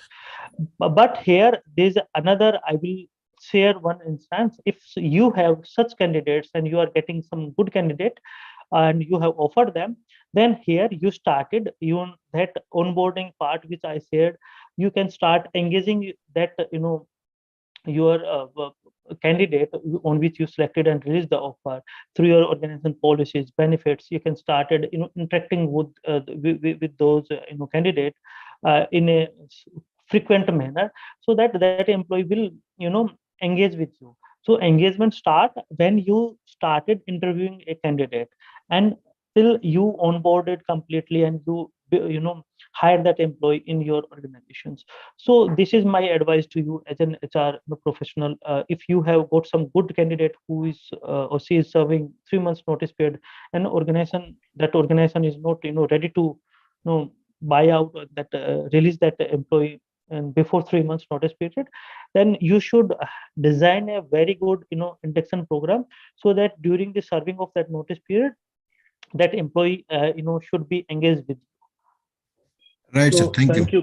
thank you, Praveen. Thank you, Anil, for asking the question. One very interesting question is coming up, and I think many of the people, those who are in process of implementing HRIS, so this is a common query that may have. What is the ideal scenario for implementing HRMS? Should we create our policies and processes as per HRMS system, or HRMS system can implement basis on our processes and policies? As many of the time we see system are unable to translate the company policies into HR system. What is the solution in such case, considering policies are critical to the organization? So this is very common question, Praveen. And I think you Very should common and respond it. very interesting questions also. So if you go to any software and if you'll design your policy process with respect to that software, you will not get any technical error, you will not get any dissonance, you will not get any frustration, and your and that product company life will be very simple and painless, and you will be happy HR professional, your employee will be, and that product company also. This is the one answer. Second answer, they are nowadays maximum HR systems, they are providing the cloud platform, and they have the inbuilt system design. I would say they have some inbuilt approval process, approval mechanism, and beyond some point of time you cannot do the advanced configuration. I will not say customization. So customization is not allowed in maximum cloud system. However, customization can happen in on-premise system based on your provided mathematical policy process. If any policies which has some mathematical possible, like 2 plus should be 4, then that uh, any on-premise system can cognize that customization. If you will ask that 2 plus 2 should be 5, on-premise again will consider this. If you will ask 2 plus 2 should be 4, 2 plus 2 should be 5, 2 plus 2 should be 7, again on-premise will consider. But in cloud, it may consider at some extent level some of the personification, I would use this word very carefully, or the advanced configuration at some extent level. But if you will want, if you would like to have the complete exception management in your available specifically in the global or in any Indian tri-tested HR system, then that means you have to introspect your HR policies. And you should, if you don't have time, if you don't have team, if you don't have resources, then you can go with a very good process re-engineering consultant companies or the organizations, and you can share your ask that we would like to design our HR processes, and we are in a process of designing these kind of HR systems. You suggest us which are the best policies and process where we can do improvisations, and how we can handle our business exceptions. These are the our routine business exceptions. If you have a routine business exceptions, that means your business policy is not sufficient for your organizations. You have to again go to the cycle back. You have to re-evaluate your policy and process, and based on the routine business exceptions, you have to evolve your policy process, and that policy process should be mathematically possible, and based on that you can go for your HR system. This is my answer. Hope I have to I'm able to answer your query. Yeah. So Arvind, do you have any follow-up question on it? Okay, so hi, Praveen. So these are my questions. So there's one thing like all this. Can you adjust your mic, Arvind? We are not able to hear you properly. Am I audible? Yeah, better. Yeah, little louder. Yeah. So actually, my question is, yeah, logic is fine. All the systems, all created basis of mathematical formula, like 2 plus 2. But there's some scenario, like if they this answer is a yes, then 2 plus 2 will work. If this answer is no, then 2 plus 1 will work. So, there is multiple logics systems have defined. Like I can give you the example in some organization. In the many organization, the leave cycles start from 1st Jan to on the basis of calendar year, and in some organization the leave cycles from start from the middle of the year, like first July or 1st August. So in this scenario, the systems are unable to provide the solutions. So what is yeah I'll share my 3 assignments instance with you. In one of the business houses where I started my career, that organization into more than 7-8 different business sectors, to start with the home loan, real estate, share market, insurance, then pharmaceutical, then aviation services, then power plant, thermal power. All these are the different sectors. And we started creating the shifts that is the on-premise system basis on the business need and that business HR systems. I was the part of the corporate HR, and this was the one of my KRA, to facilitate and to set up their HR from hiring till the designing of their strategical policies. And one day we went up to the 180 shifts. Then we realized that we can reduce those shift pattern and time.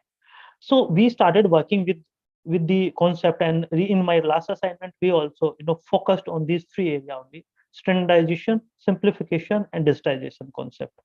So through that we could able to reduce those 180 shifts to the 24 shifts only. And that organization has 140 legal entities and was spread in different geographical locations. So this is the one answer. Second, in the same last stint, my organization was into the hospitality sector, and more than 50 years of journey.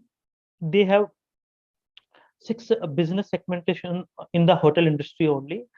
Basis on that, they have own hotel, managed hotel, some hotel associate companies of the hotel division, and we have 24 premium luxury collections hotels. Every hotel has their legacy. Some hotel has some union also. So they have every hotel approx if I'll say average shift will be 23 per hotel, and every hotel has a different time thinking. So we segregated in a very meaningful manner.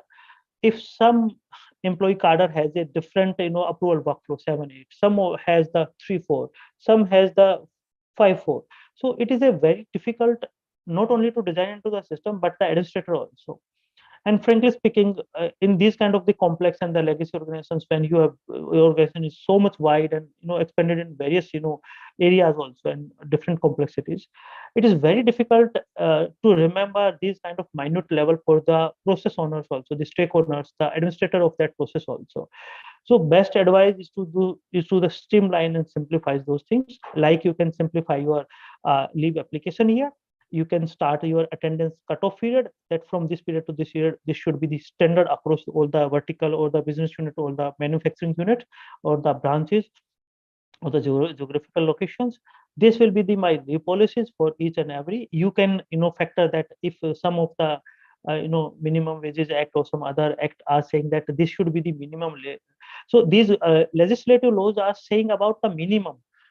You can do the benchmarking, and if you can do the benchmarking in some of the area, if you will enhance to 3 leaves, it will give some cushion to your employee also, and it will help them to retain and engage them also. It will give some wow experience to that employee also, and it will help your administration cost also, and cost on customization also, and identification in HR system also. It will ease out your job also. Otherwise you will keep reinventing the wheel and you will get the same wheel in a circle mode only. You can do the enhancement in wheel from metal to alloy to the different the diamond cut and the other cut kind of things, but you can't reinvent the wheel. If you will try to do this, you will come to the same circle shape. So this is my advice to you. Rest you can take your. Thank you, Praveen. Yeah. So we Yeah. should be mindful for the time also. We have 45 minutes left. So I would request, please cover the remaining part, Yeah. so that in last 15 minutes, we have to give to Rajesh ji also, who is our sponsor for this event. So like the performance management, one of our participants has asked for the OD part also. The performance management outcome is the career development for the high potential employees, succession planning. So you can design and develop basis on the high performance resource, and some employees who need the improvement, they need some probation, you can put some PIP process also, and you can have those intervention and development and design plan for your organization specific. And then it starts with the learning management. I'll come back on the payroll system. So learning comes when employees join. Learning comes when you have some cadre change, some management to non-management, worker to staff, or any kind of conversation. You can design the learning program. Some employees who are performing well, you can create those kind of learning policy process. Some employees who can be your high potential and you wanted to have a very specific career development plan. Organization, their development needs. Basis on that their development needs, you can curate your learning needs. And then learning system should be very mature. You can have the online training, offline training. The external facilitator can come also, content based, some more courses like Coursera, EDX, the Lynda, and LinkedIn. There are so many learning courses. You should factor that those learning courses content company should be tightly integrated there. And sorry, I forgot to mention that thing. Some companies have the BGV also. They can also factor that whether they can integrate the BGV with the recruitment and selections also. And the payroll management, payroll, again, every company has monthly cycle, but in the Europe and some other countries they have weekly and bi-weekly concept. Based on their your pay frequency, you can design your regular payroll. Someone saying something? No. So payroll can be designed in two parts. One is the regular payroll, another one is the off-cycle. Off-cycle payroll can be considered for the reimbursement, some off-cycle incentives, of bonuses. If that is any payroll, any payment which cannot be the part of the regular payroll, you can put on those parts. So payroll you should have all the monthly gross part, other than if there is some deductions, some services employees is availing, or some deductions, statutory deductions, some compliance deductions.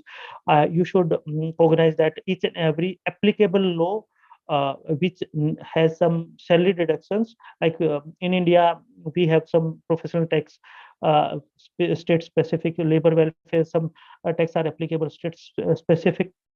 Even professional tax is applicable taluka specific in Tamil Nadu. So you have to focus that what is the periodicity, how system is competent to calculate those values, income tax or any other statutory tax are applicable. You should focus whether all these deductions are as per applicable tax. And you should focus if your payroll cycle has some gross buffer attendance. Some organization has a very much practice, they are considering attendance cycle from 21 to 20, then the 21 to 30 or 31, that 10 or 11 days buffer time. There is some attendance corrections which lead to the increment and decrement of the statutory deductions.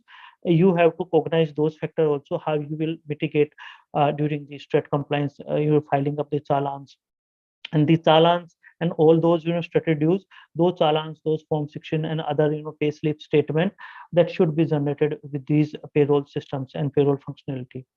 Then report and analytics. Yes, this is the actual outcome and the desire of any organization to have the best fit ERP system, be it global and the other things. All those are the secondary element from the organization part, from the Apex management part. Every organization wanted various kind of detailed report and analytics. We just had our master class. You can refer our YouTube recordings also for that master class. Therein you can see what kind of reporting and dashboarding you can, as a organization, you should look for. Those kind of report and dashboarding and people analytic system driven report should be there in that system. And it should be from the reporting manager to the section head to the department or sub department head to the functional head to that factory head to the business unit head or to the different legal entity. So you can focus those whosoever are the stock holders or the different beneficiaries or different actor in the system. Basis on that, these kind of report and analytics you should have. Some of the reports and analytics which should required for the system governance, like you must focus on the payroll system. You can look for the payroll master. Attendance specific, you can look for the statutory payroll master role. Payroll specific, you can put the variance report, the headcount report, the attrition report, transfer report. There are several reports in the recruitment, offer in market, offer accepted, offer rejected, time to hire, cost to hire, agency wise cost, referral bonus cost. There are various onboarding time, the feedback based, and the 30, 60, 90 days reports. The PMS reports, you can put the basis on your cost calibration part and what are your parameters. The compensation report, you can put so many reports on the range, percentile, and the compa ratio and all those, so and so forth. There are various reports you can go. And what my advice is that at least you should have 5 master reports. One which has the horizontal data input required, like if you want to fetch some education details of myself. I did my MBA, then I did my graduation, then I did my school 12th and then 10th, and my HRCI certification. So it should become in a horizontal way. So whatsoever report information which are kept and required in a horizontal form, you should have a master input, and so that you can create various pivot bases on that system, and you can do those further calibrations on those reports. Another one is the horizontal report, vertical report, which should have the column based information, like the employee code, employee name, their legal entity, business entity, division, subdivision, department, function, sub department, post center, and the location, geolocation. So these kind of, then you can ask the reporting manager. So these are the vertical reports. These kind of the reports you can design. Some reports you can focus on the like I'll come to the next slide. So those reports you can focus on those parts. So in next coming slides, so these are the base. I deliberately took more time on this part because based on these parameter, you can focus the key features on any available HR system and tools.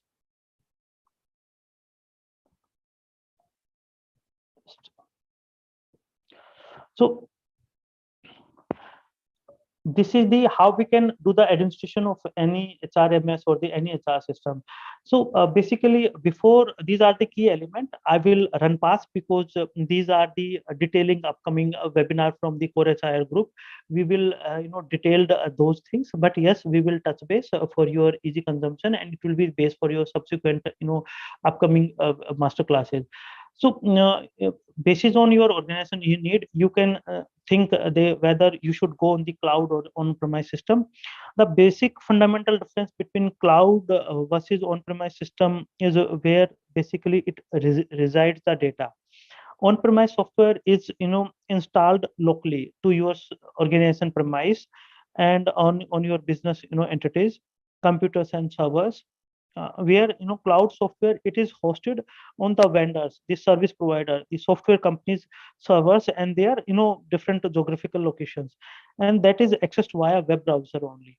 So your data will be some different places, and you are inputting from here, and you are getting so much data from your system here. Access will be in your mobile, tablet, and laptop, but data will be different on the hardware and other things.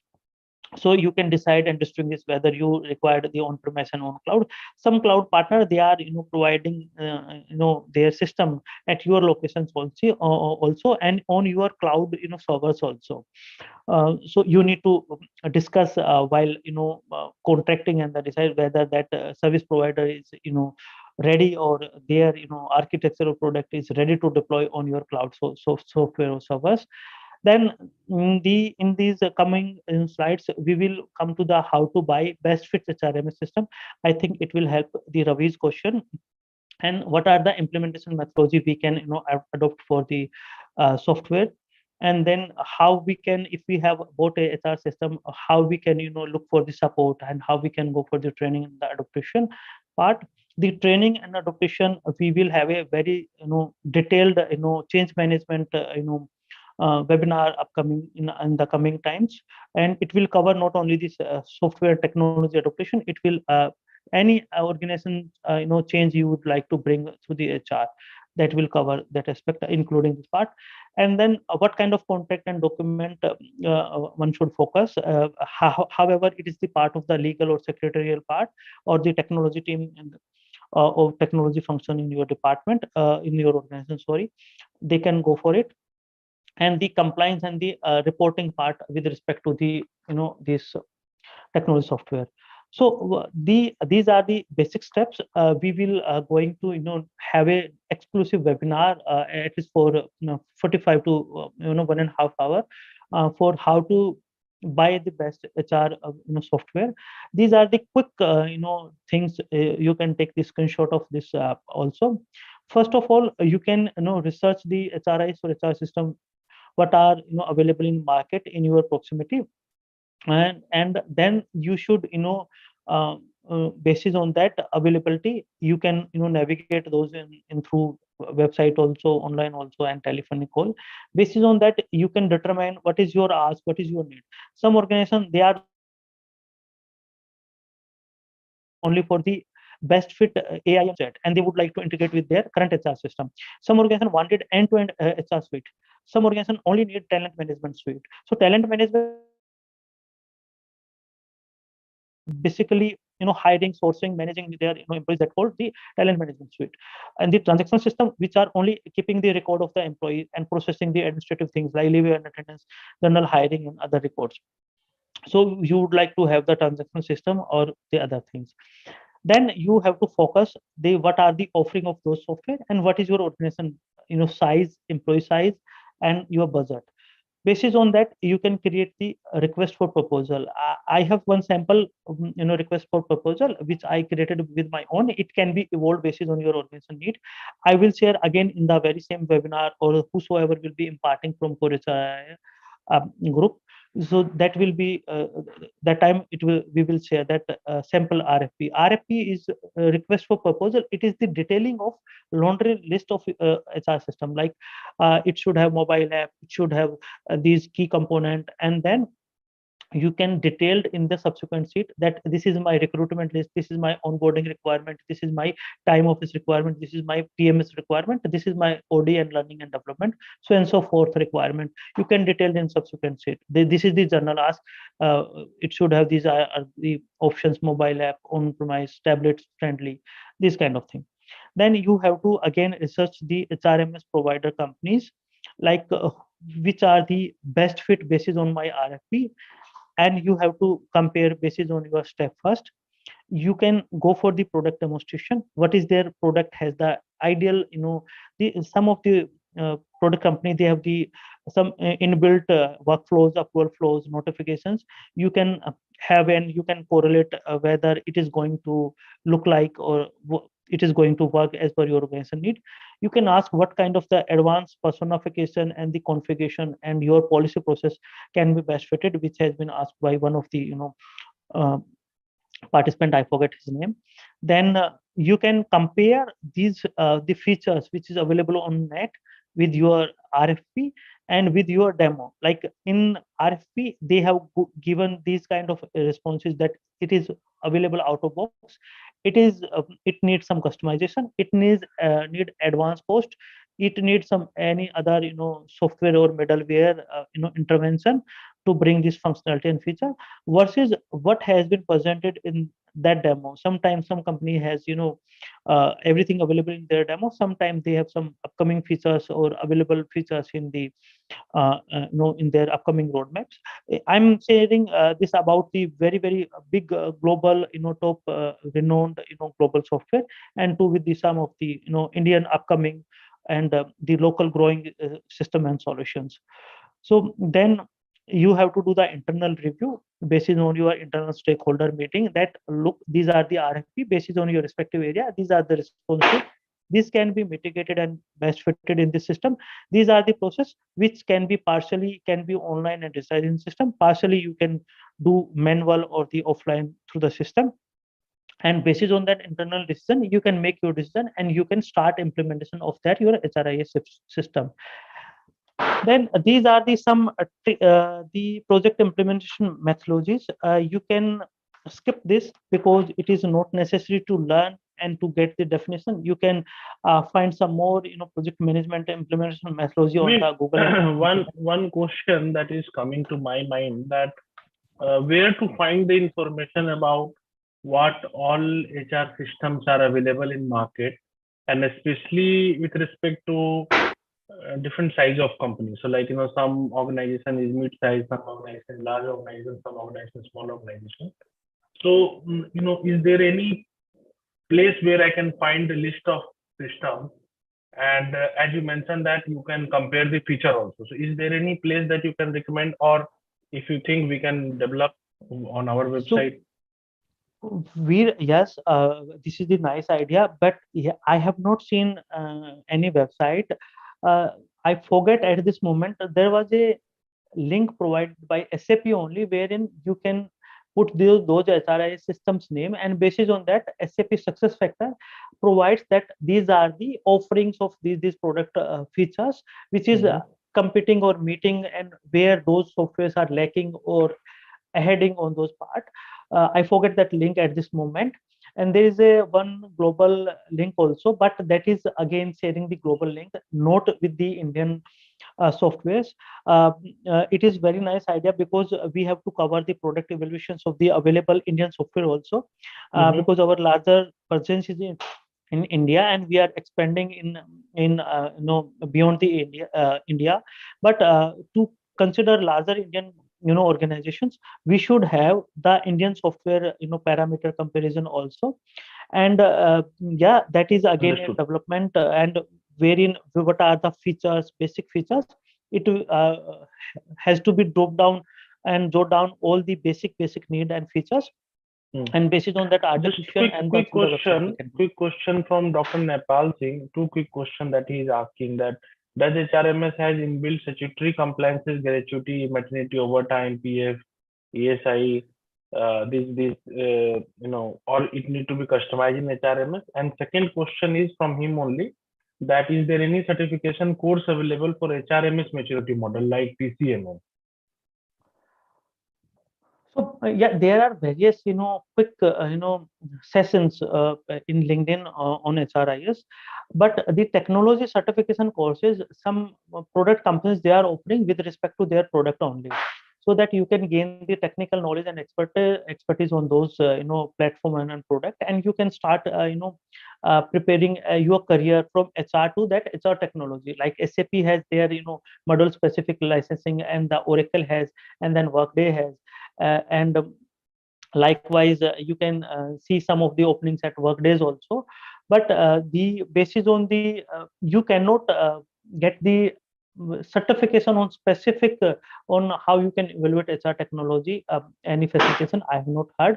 However, I have heard the HR digitalization expertise certification, and I have seen the publications from the AI HR Academy. But one of the certified person, I have got some feedback from one of my LinkedIn connection. It is kind of theoretical only. So the best part is you can attend the technology platform or the seminars, where you can get the various insight and input from the various customer and the various other product companies, and you can evolve your knowledge. And the last answer is that you can keep stay tuned with the Core HR webinars, wherein we are upcoming with the various insight about the upcoming knowledge, and we can invite some of the industry expert who has very domain expertise in the from the technology side. They are implementing they have implemented various HR technology in their strength. We can invite those experts in a subsequent seminars. So that is my answer for that. Okay. Thank you, Praveen. Please proceed. Yeah, so these are the I will not waste much time, because in the interest of the available time, these Agile, Kanban, and the Lean, Six Sigma, Waterfall, Big Bang, these are the few of listed the implementation methodology. The Agile is that when you have ready one module, you can go and you can implement that part, and you can subsequently improvise those part, and subsequently you can go ahead. Like first you want to digitize your recruitment function, then you want to digitize your onboarding, and if you would like to introduce some of other piece of your HR part, which is more critical and urgent in nature, you can go ahead with that part, and based on the available product capability and compatibility. Sometimes some product has that this is the main essence module which you have to implement, then subsequently you can go with the other key component which I highlighted. You can go with that implementation. Kanban this is the again the mode of agile framework. It is the Japanese word.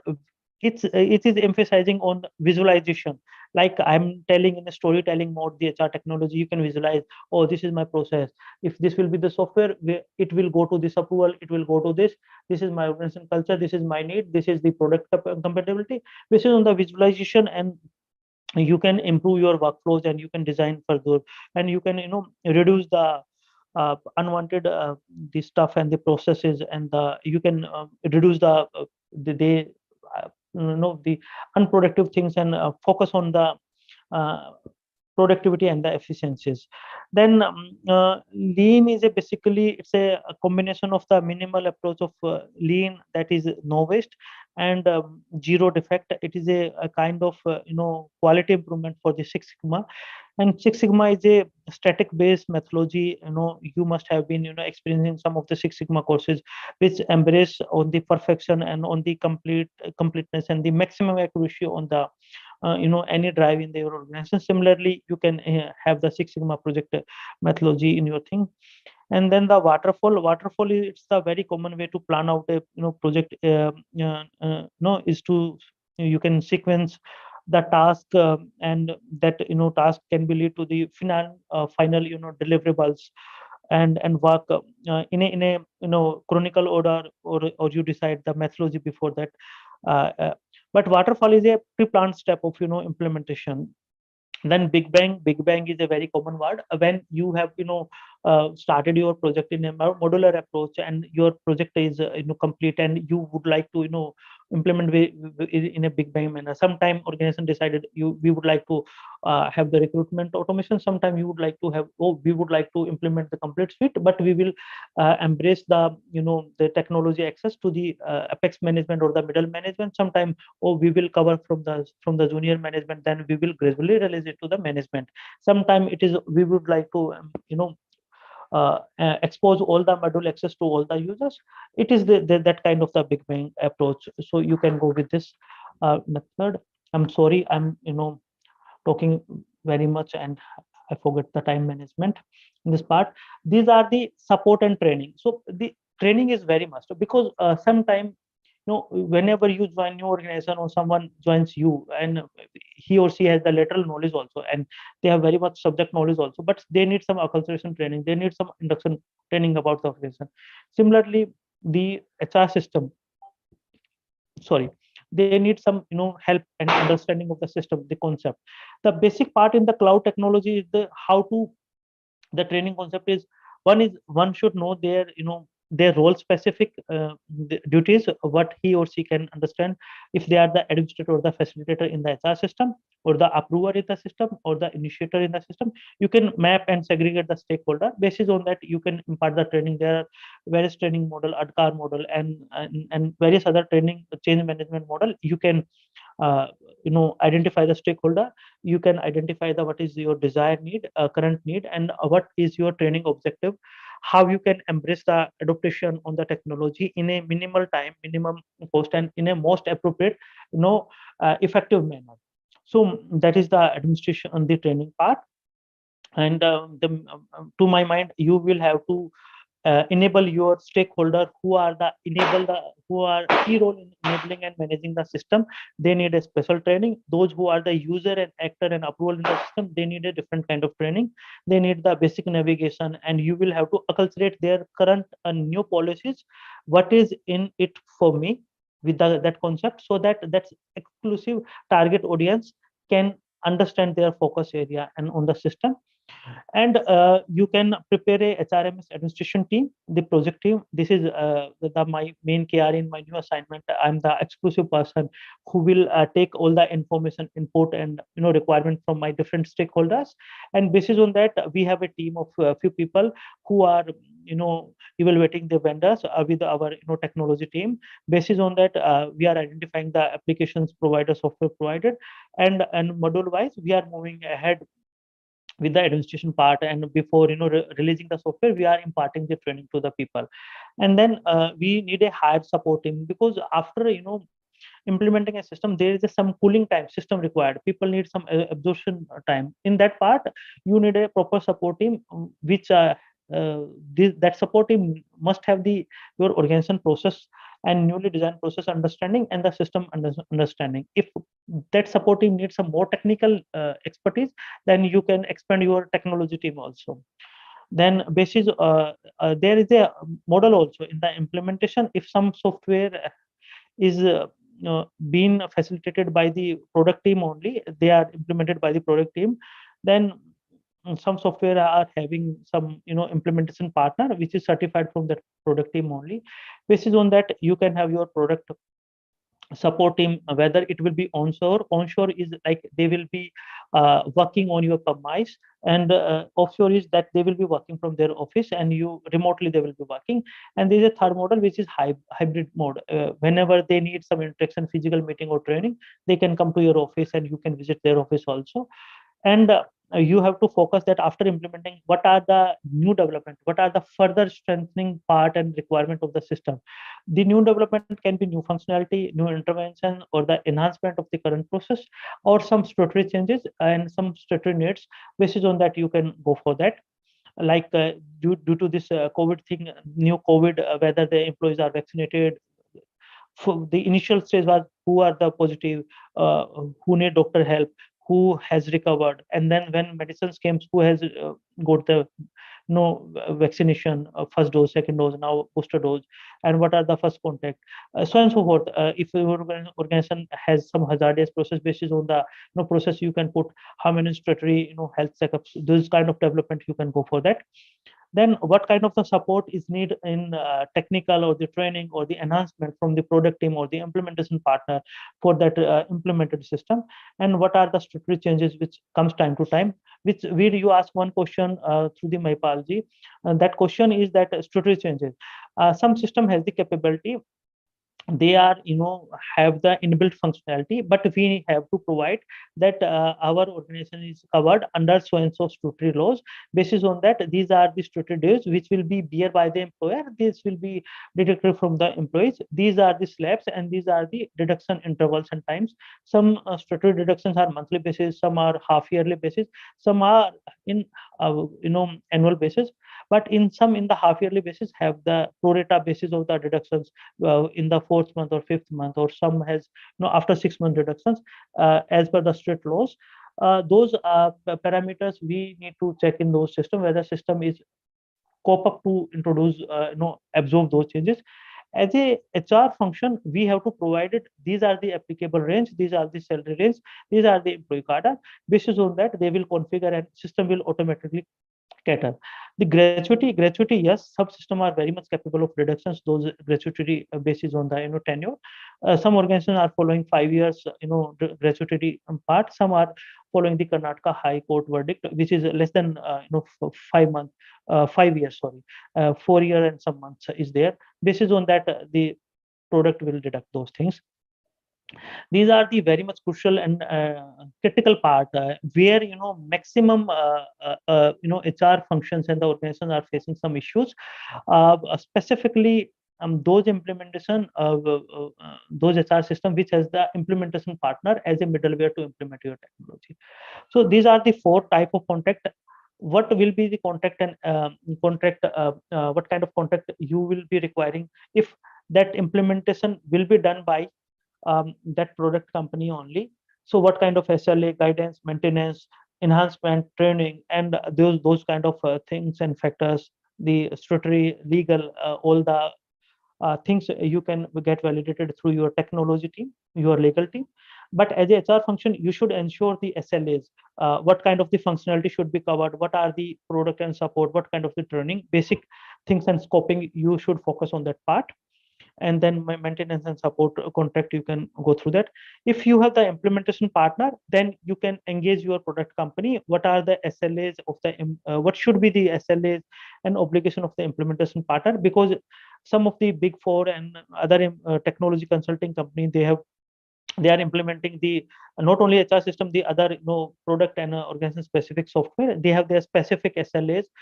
You can read those SLAs also, and you can go the similar some of the customer, what kind of issues they face, what kind of the scoping you should factor. And this is one of the most critical and essential part, because if implementation partner has agrees on some certain price, and based on the price they compromise some of the features of the product, they are not implementing that part, it will cause you, because you have subscribed the product as a full features and functionality, but with the implementation partner scope implementation, you could not leverage those, and you could not able to use those features. It will pain you a lot, and when you will go with the change management process, it will cost very high. If you'll have a very good bundle deal at the implementation time only, based on your subscription of the features, it will help you out.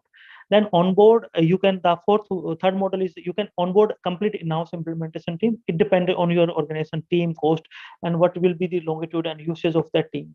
So generally it will be used when you have a very big long-term vision of the implementation, and it is very much useful in the on-premise software deployment, not in cloud software. And it is the leading practices, not the hardcore practice. And fourth is you can go with your own team. You can design your own requirement development and deployment, your own software and system. Yes, please. Someone is asking. Yeah, Praveen. So if you want to take a break for 1 or 2 minutes to have water, you can take it. Till the time we have Rajesh ji with us. So maybe if somebody have any question, you can take up. Let me take up 1 or 2 questions.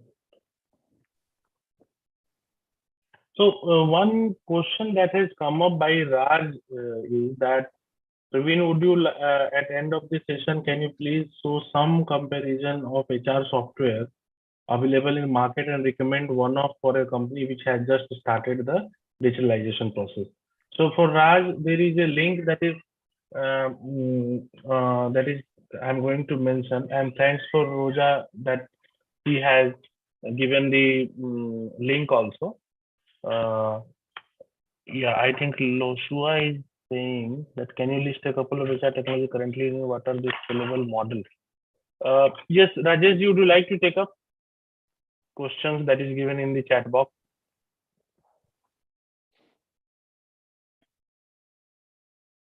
You are not audible, sir. You are not audible.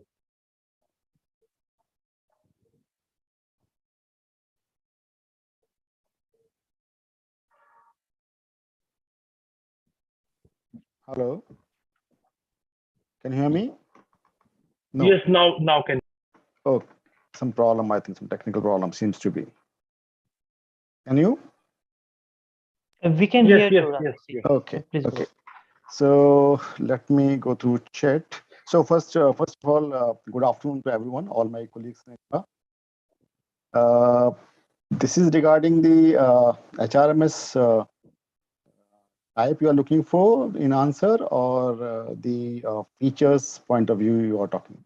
I want to have this detail form for this question before I answer it. So you can unmute your mic and ask that question.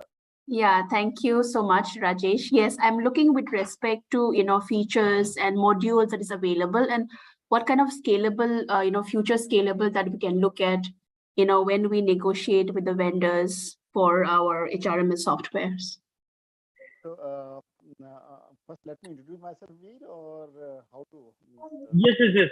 So I the actual plan was that to come, you take you on by 12:45, but yes, you can just give your input and then formally we can start at 12:45. Okay, fine. I think I'll park this question, and I'm going to take up when my turn comes up, because it needs a little more time, and I'm going to answer it well. Sure. Thank you. So Praveen, would you like to take up? Yeah. So my question, my style is also same with the Rajesh. So basically, we have to segregate our ask. If we would like to, the question is how we can list out a couple of HR technology which are in use. What are the scalable model? Scalability is with two terms we can factor. One is what kind of the functionality features one HRI should have. Another one is the scalability. What is the load? How much employee bandwidth? What is the system employees? If you have 5,000 employees, what will be the system rendering part, the navigation part, the report, and the speed part. So scalability and the enhancement and advancement is I have covered in the key part of that. Besides that, what you can have, if you have the cafeteria, you can put the cafeteria as a functionality as an enhancement part.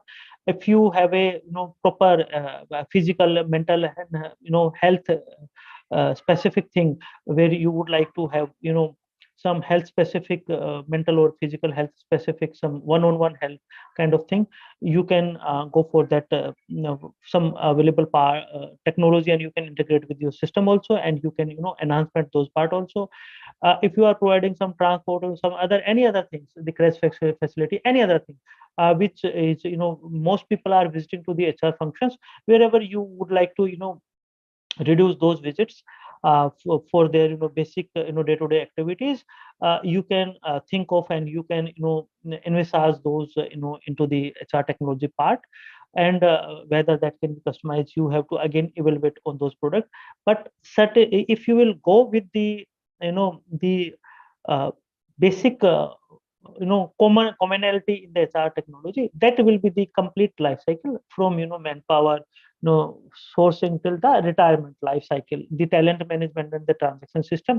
Largely, you will get the comparison on those part, and the scalability and the, load and all those part. But those additional features which just I highlighted, it is, subjectivity with different organization to organization. Largely, it will have with very unique, some of the upcoming, HR systems. And Rajesh would like to embrace more about that thing, and he has some his product also. So I will not disclose that. I will, hold my horses for that, things and features about that thing. So this is my basic and precise answer for that. Perhaps if you will, we can interact with WhatsApp and Core also. You can get my number, and through Core HIR group, you can put up your question there also. And if you need one-on-one discussions, I will try to share my expertise also, and some of the, technology expert from the consulting company, so they can also, highlight and share basic understanding, because they are implementing various HR systems, and they are the implementation partner. They can share their thought also, and you can validate those thoughts from there. I'll resume to this PPT also. So the another part of the compliance and reporting. So nowadays, the Europe is facing some wars. So likewise, these organization also having some information security issues. One of my, participant, he was initially asking about the mobile applications. Some companies, we can't use the our personal apps and the official apps due to the organization, if we are availing those apps and services on personal mobiles. So we must have to think what are the global and the local laws are applicable, and whether that HR system is, compatible to have those things. One is your product contracting with the HRMS company. Another one, which just I mentioned, the implementation partner. Third one is the support contracting, which just I highlighted. But I'm focusing more on the point number 4. If your organization is spread out, in various, global locations, then you have to cognize the applicable GDPR laws, the data privacy, the data, backups. If it is a cloud-based system and you are, stop availing their services, what are the data, security part, recovery clauses? In any node, if you are concluding on a good node, bad node, you are concluding their assignment with that cloud partner. So what should be your data backup and the data security laws? It is the very much essential.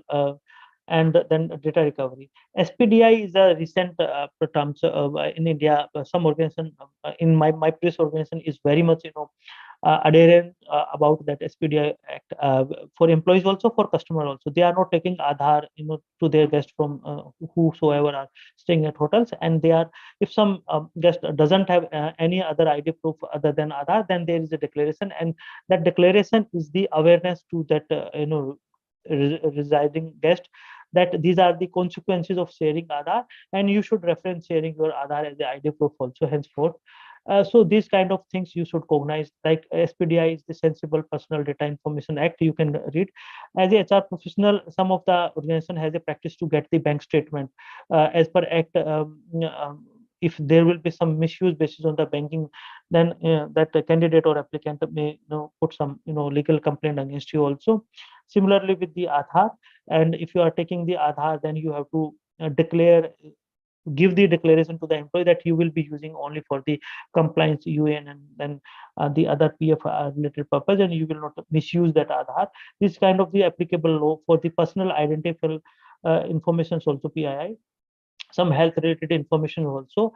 You again can put and take the declaration from employee that this organization will be using only for health related services in the contingency, in the need of the medical uh, help when employee will be needing.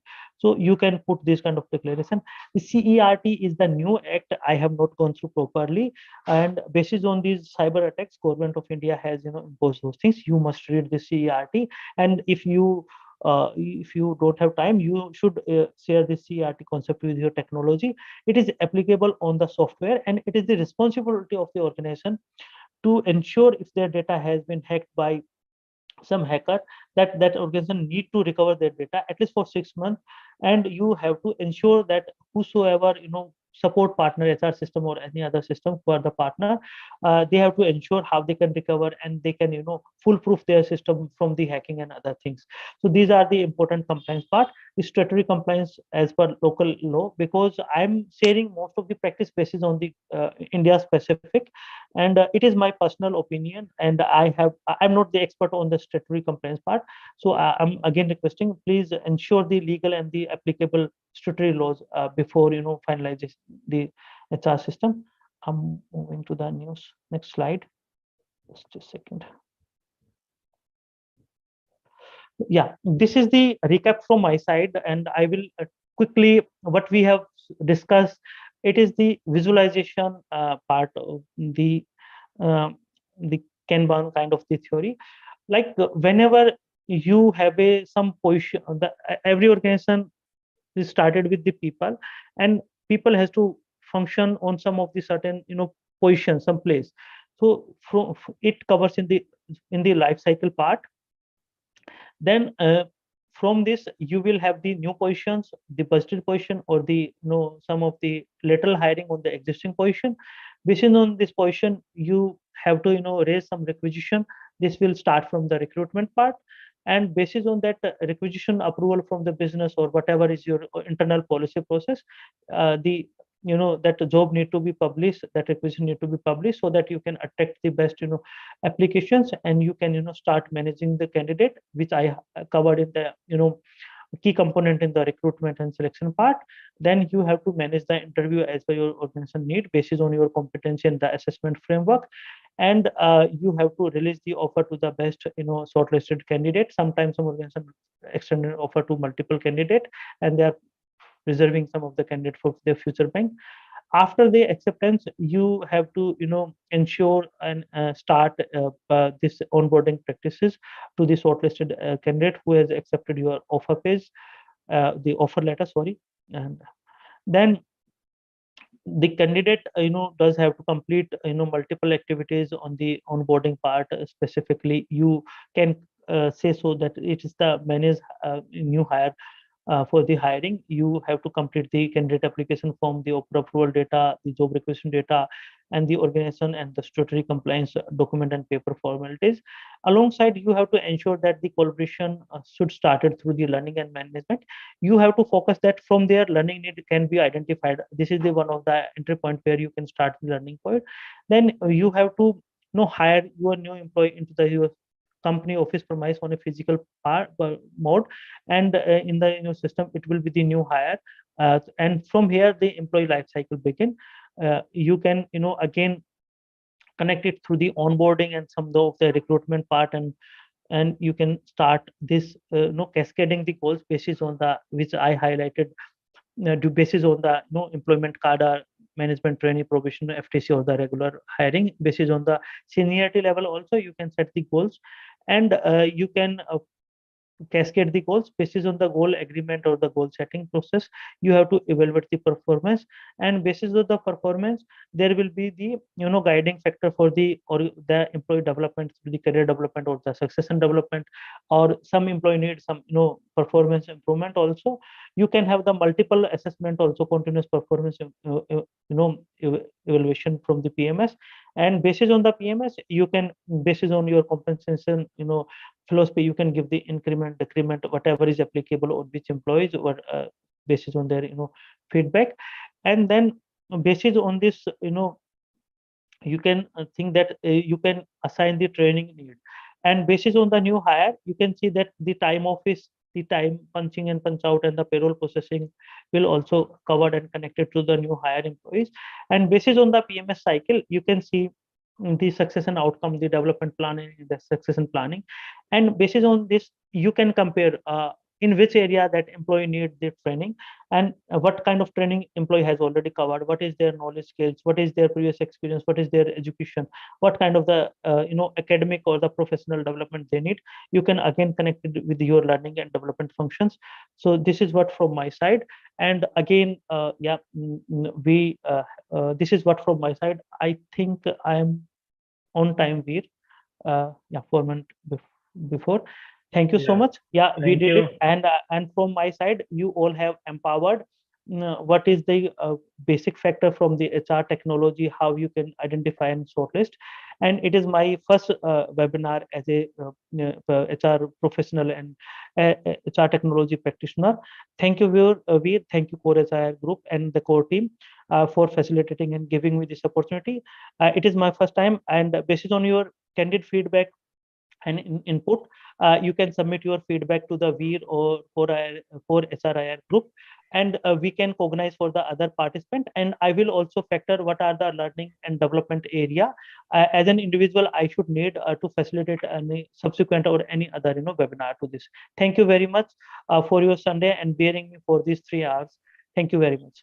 Thank you, everyone. Please be connected. Thank you, Praveen. You have covered all the aspects of HRIS very well. I'm sure that people, those who have joined, have definitely learned a lot. We have another speaker, which is a fantastic speaker that we have invited. However, today he is in different role as a sponsor of this event, but anyway, he's a very profound professional in HR, headed all big companies, and now in a different role as a CEO of one of the HR technology company. So Praveen, let me summarize what we have covered today. So we have covered today the HR system, that how it has evolved, how it has taken a shape today, that you have covered in a very well manner. You have also covered that how to design and implement HR systems. You have also covered on understanding the key element of HR system to drive the HR strategy. How HR system can lead to better employee experience, that you have also covered. And that how to, I'm sorry that I have not switched on my camera. So that we have discussed, and then overall efficiency and productivity, how it can help to the organization.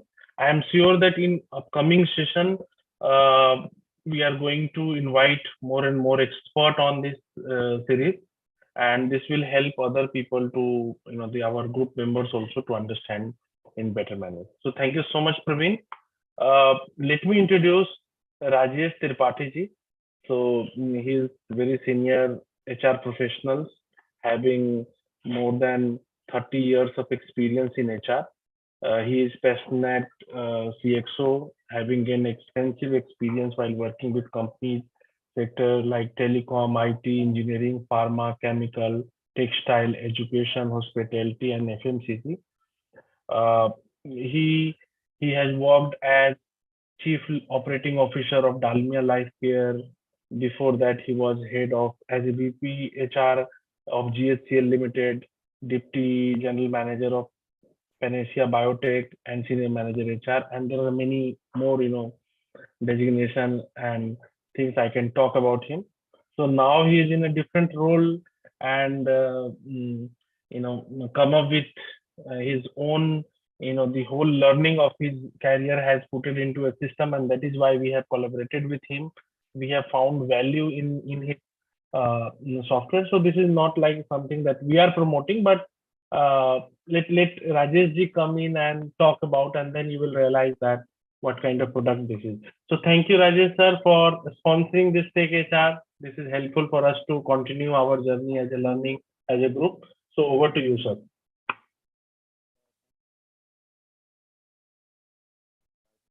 You are not audible. You are not audible again. Can You're on mute. better? Yeah. I think so. There's some problem with the But so thank you, Veer, and thank you, Pravinji. I think it was very well conceived 3 hours for us. And although I'm in HR for a long time, but still I picked up many new things from you, Pravinji. So thank you for that. So how many minutes I have in hand? Veer ji? So, sir, 14 minutes you can say. 1 p.m. we have to wrap up. So let me quickly upload one presentation, and then I think that will help me to remain focused. Can I do? Yes, yes.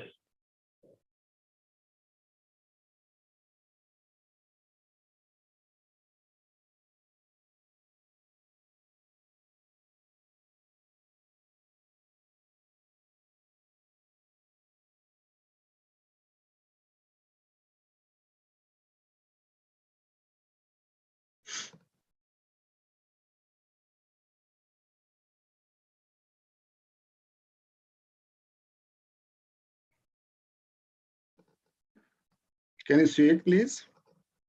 Is it Yes, visible? we can see. We can see. Yes.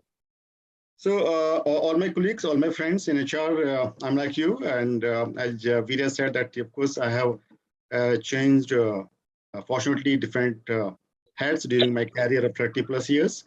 I started way back with sales and marketing, production, and then got into HR. A long time I was in HR. I was being into HR as a group CHR with Dalmia Group, and then I was made business head, and from there I picked up this company. I joined this company called Canbox Technologies, and this is pure HR tech company as of now, although the plans are to get into different verticals. So coming back straight to HRMS and my experience and the way we are trying to do certain things differently in market. If I look at the HRMS today, I see that the whole focus today is on how to reduce efforts and improve on time management. Byproduct of this one objective is how to manage errors. Because when you do something manually, I think we are prone to do many things wherein certain judgment of errors are happening while taking different decisions in HR. This is somewhere. Sir, sorry for interrupting. Can you make it full screen so that it will be visible to all of us better? Okay, now it's better. Yeah, Can you? yeah, Okay, yeah. fine. Please go So ahead. I start that the whole focus is to how to when you use any technology, whether it is in sales marketing or production and whatever, including HR, whole focus is how to minimize efforts and how to improve on time. That's what is the advantage or the prime objective of any HR technology being used in business. Byproduct I see today is that error management, because in HR, I think, or in any function for that matter, error management, errors are really happening because of human incapabilities and all that. So I think technology is helping people like me and you how to minimize errors or reduce the numbers of errors. Good part which I see happening, which we, when I look back, when I started my career, we used to make reports manually, and it was really time-consuming process, and ends were not really, when I don't know, if I open up, not certain with certainty that okay, whatever I'm presenting to management is right or is 100% right? But still, whatever we have today in terms of reporting or generating or creating reports, do they really serve the purpose of analysis? I think I will be saying something more on that. The good part and the bad part happening today within HR is, I think, it is mere mechanical process automation. It means, I say this way, that the certain major processes have been picked up for automation, and automation has been done. Somehow, in the last couple of years, I say way back when we started using different software to now, I think last 5-7 years, a lot of water has really flown down the drain, but still the focus is on the major 4 or 5 processes of HR. And we are not able to move beyond that. It means when we struggle, when we say that HR has to become business partner, still I say personally, I may be wrong, and of course I will look for your views too, that we are still struggling to ensure that HR is a business partner, right? So this is what I say as of now in terms of HR. Coming to why it is happening, and that is my thought. the HR function, and I think there were a couple of questions being posed to Praveenji. I see that HR process uniformity is missing. It means every other organization is having its own way of looking at HR and HR process. And I think that is coming because we are talking about mechanization of process or automation process. And when we say 2 + 2 is 5 or 6 or 7 different organizations, that challenge is there in organizations. And I think that could be one of the reasons that HR is not able to put forward in a right perspective in terms of when you say we need to be business HR department. Second part, which I say, is the HR process maturity. I think you look at any organization, I think they have different way of looking at processes and the maturity per se in that particular organization. Then, of course, there's something which I see personally, that there is a functional evolutionary background of HR function from where we started the journey. I know if you look back in the 18th century when the factory concept came into today, I think so many things new happening in HR. And I think all these are somewhere, I say, limitation to automation within HR, right? So this is what from my side. Now, coming to the micro challenge, which I see today and where whole focus of my company today is that HRMS as being seen that it is meant only for HR professional or HR department. And my personal experience is that HRMS is not being accepted well by the non-HR people in any organization. And this is the biggest challenge which I see. It means if even I take 1% of the people working in HR in the company and 99% of the people in the company are not accepting the system, I think that's the biggest challenge for us too. Because we keep struggling and we keep goading people and not guiding in terms of the accepting whatever HRMS we introduce in the company. So this is something which I say challenge to us and how to really take care of that.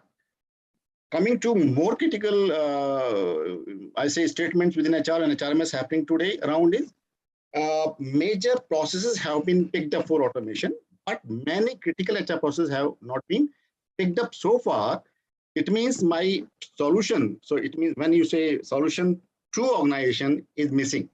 It means we are somewhere having what you call steps which are not well connected while adding value to business objectives. And I say objectives are only two. Or I say in sub-functions way, revenue and profitability. And revenue and profitability has certain steps to take care of that. So this is something I say the problem statement. Next, which I say, how to calculate economic value. We keep doing so many things in HR. I think we start day at 9:30 and go 9:30 at night, or maybe a little bit more. We are not able to calculate what I do and present to the management of the company. So unlike any other functions, look at the finance person, sales person, or supply chain person, or any production person. They are very well on numbers. Comes to HR, we are not able to do it. And we say we are doing so many things. Of course, we do so many things. We are so busy with our what you call process implementations and ensuring that everything goes well. But still, somewhere we are facing a lot of challenges. And I think HRMS of today, somewhere I see they are not focusing on this part of HR requirement. Apathy, I already said that the function managers, they are not inclined towards using your HRMS beyond applying leave, downloading salary slips, or applying for leave and all that. Beyond that, I think until unless they feel region of using it, then of course they go. Otherwise, more or less, it is being pushed to them to use it. For example, if I say PMS system.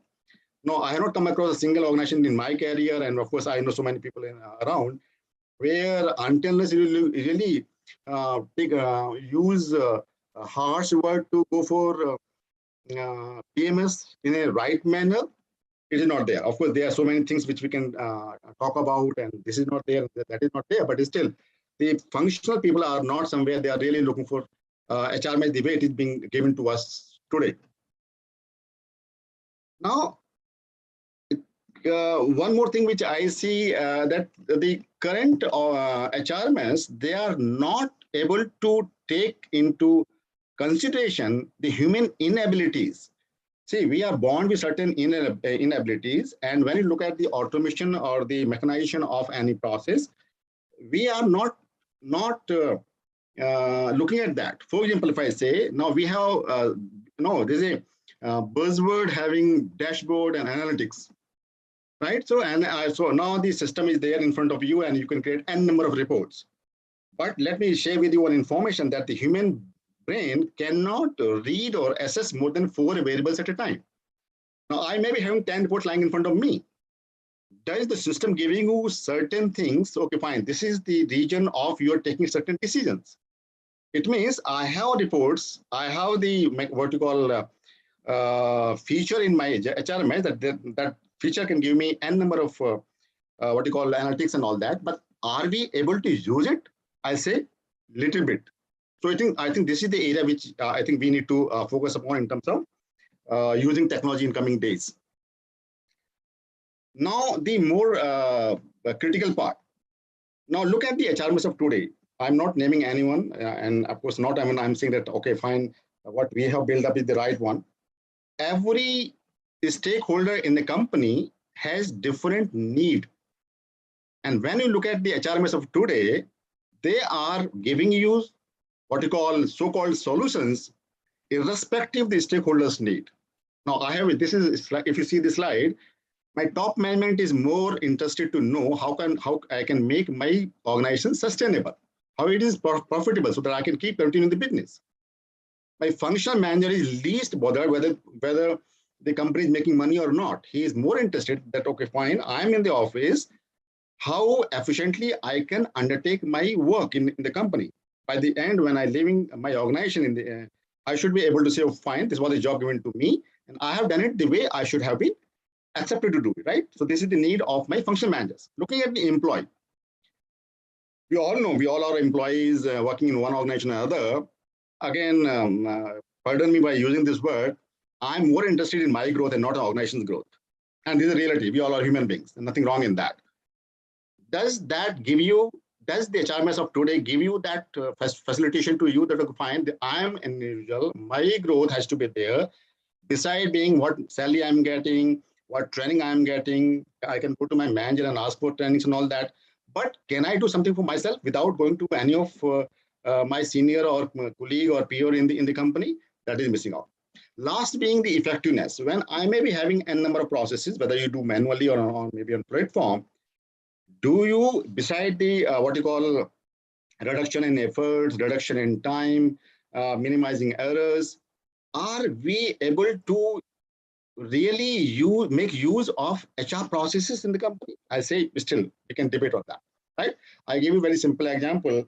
We have mission, vision, values in a company. I think I have not come across any mid-sized to large-sized company which is not having all these 3 things, right? So we start with the values, the mission, and the vision. I have not come across a single organization, and of course, I will look for your inputs too, where when you taking decisions on daily basis, or you are undertaking your responsibilities on daily basis, are you connected with the mission, vision, and the values of a company? I say no. Am I correct? Or anybody wants to defer to this point of mine? No, it's correct. Right? So now the organization is having, the management or the promoter of the company says, my vision is to make this company like this. My purpose of establishing this company is this. But when it comes to the HR people, and of course, we say we are the custodian of mission, vision, and value system of the company. When we are not able to interconnect all these to one, and then we say, okay, fine, I'm having performance management system, I'm having recruitment selection process, and I'm having this and that. I think somewhere we are missing the real agenda of being into HR. I know I asked this question, and of course, I will again pose for a second. What is the objective of recruitment and selection? And I think this is the basic of the basic HR process in any organization, small to the large one. So what is the objective of recruitment and selection process in a company? And believe me, I struggle to get the right answer. People say we are looking for talent acquisitions, we want people in my company, we want people to come and join and undertake different responsibility in the company. Is that the objective of recruitment selection? So it means my HRMS need to undertake these sort of challenges and give us the solutions. I say this way, right? So this is Now, as I said that when you are alone as a person, as a human being, you have different needs to take care of. When we are working in a team, you have different needs to take care of. When when you look to yourself as a biological entity, having certain inabilities you bond with, what system can help me with? If I am not able to take care of that, it is the mere mechanical process automation happening. And of course, there are green shoots here and there where the company is really looking at the what you call neurological, uh, what you call sentencing or rephrasing happening in the organizations, or engineering happening in certain pockets in maybe globally, but not being given as a solutions to us today. So now it means my focus is today. Now we look at how I can apply my leave. Can I configure my leave? Can people be easily punch their attendance? Can I run my payroll accurately? Can I seek CVs from different sources? I think we are more focusing on that. So it means a hell lot of things for us, for HR people or as a professionals, and maybe the company which are getting into this field, that they need to take care of HR, not mere secondary function, primary function, and there to help us to make this function primary function. Right? So this is what I say.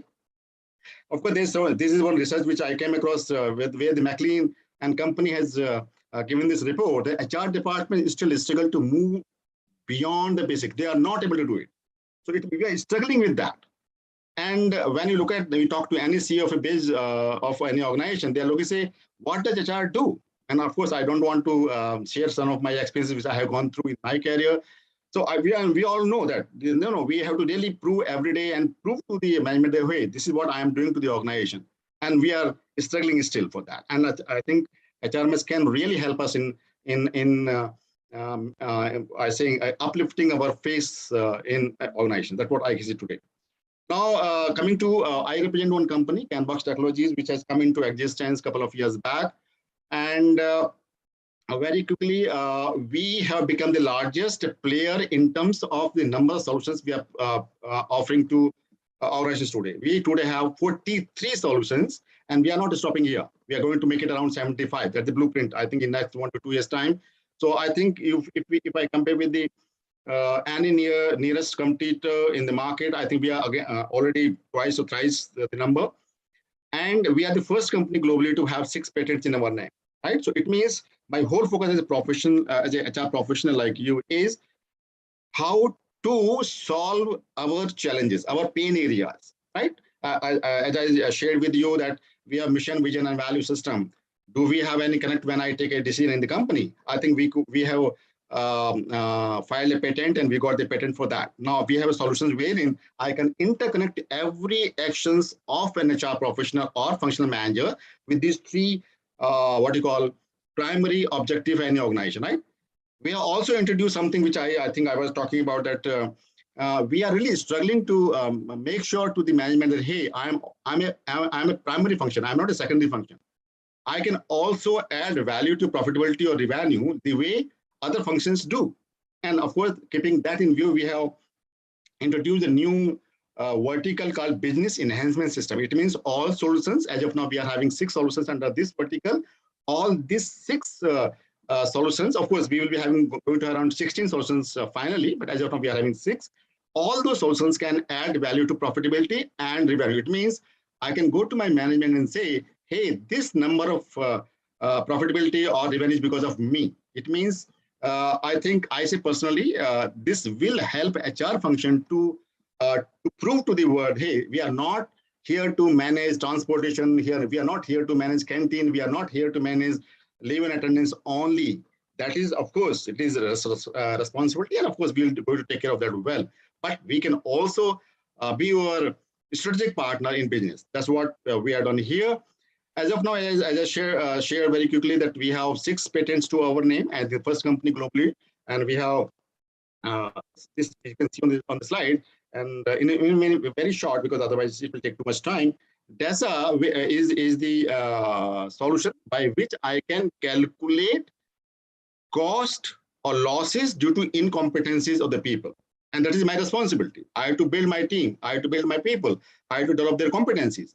Until and unless I know what I'm losing out, we may plan training, we may plan interventions, we can do what there's a number of what you call tools which are used for people development. But until I know in numbers, perhaps it becomes like a cost to the organization, and that's the reason we are being seen as a cost center and not as a profit center. We are not being seen as a that we are adding value to the end objective of the organization, right? Likewise, we have so many things. So this is what we are in short, and I will stop. Now coming to, let me answer that we parked the question if my colleague is there or not. I don't know. Otherwise, I'm through on this. Now I'm open for your questions if you have any. Veer, are you there? Yeah. So I think the question was, can you list a couple of HR technology currently in use, and what are the scalable models that we need to look in our current HR software so that we are future ready? So let me try this question. Let me try answering. No, so let me try answering it well. See, we have to get out of this jargon called end-to-end solution. There's nothing called end-to-end within a function. It could be any function, including HR. I cannot say they are the 5, 6, 7, 8 steps or processes within my department, right? Need is to understand, as I keep harping again and again when I talk to all my colleagues like you, we have to make HR seen that this department can add, again I'm repeating, economic value to my ultimate goal of the organization. Now, depending on the size, depending on the acceptance, we have to look at what all features or processes we need to have in the system. For example, if I say the company which I represent today, Canbox, they are having one performance management system which we have patented called SGR, Strategy, Goals, and Review. Now look at they are a different set of types of performance management system in the market, including OKR, right? But one question, of course, this is a debatable point that, okay, fine, all performance management system need to take care of the end result of the organization. And what is that? That is that how I ensure my profitability, how I ensure my revenue. That is my sustainability part, right? Now, I may do my job well, but company is not successful in achieving its objective. There's no point of my saying that I did a good job. But the question comes, are you matured enough to accept something new? Now the system which we have introduced called SGR, I can interlink every activity which is being undertaken in the organization as if it is adding value to profitability, revenue, efficiency, or effectiveness. So now I can analyze at the end of the year, or maybe after a couple of years or maybe a period, and I can find they are the KRAs, they are the objectives in the organization, which are really adding value to my organization. Today, I run my performance management system in the year. So my whole focus is to send a mail to the people that now this KRA form is out, please fill in, or maybe on the system if it is there. Then you collect the form, then you do something, and then at the end you use giving increment on that. This is that, right? This is again. So is that the objective of PMS system to be run by a HR department? I say no. My objective to run a performance system is to ensure that it is adding value to my end results. So likewise, I think all depends on the size. Again, because HR, in my view, there are so many if and buts, acceptance in organizations. So then you look for the features. Right now, I'm saying very simple. One more very basic example I'm saying. In my software, we have one feature wherein I can calculate the gaps between employments. Right now, this is the feature. I was talking to one of my colleagues and one of my I was customer. Of course, I say all my colleagues in HR. They say, Rajesh, we are not very particular about whether somebody is having gaps in between employment or not. Now, this is something very particular need of an organization. They may have, they may not have. My system gives you that feature. You use it or don't use it, that is up to you. right? So now these needs need to be really looked at very carefully. Going to, I say a little, I think a very major process of HR is the requirement selection. Whether you look at the competency framework at different levels, different functions, or you have a common competency framework used for each and everyone in the organization. Now, there's a need which you have to take care of that. And then of course, you talk to the HRMS or tech companies to look at.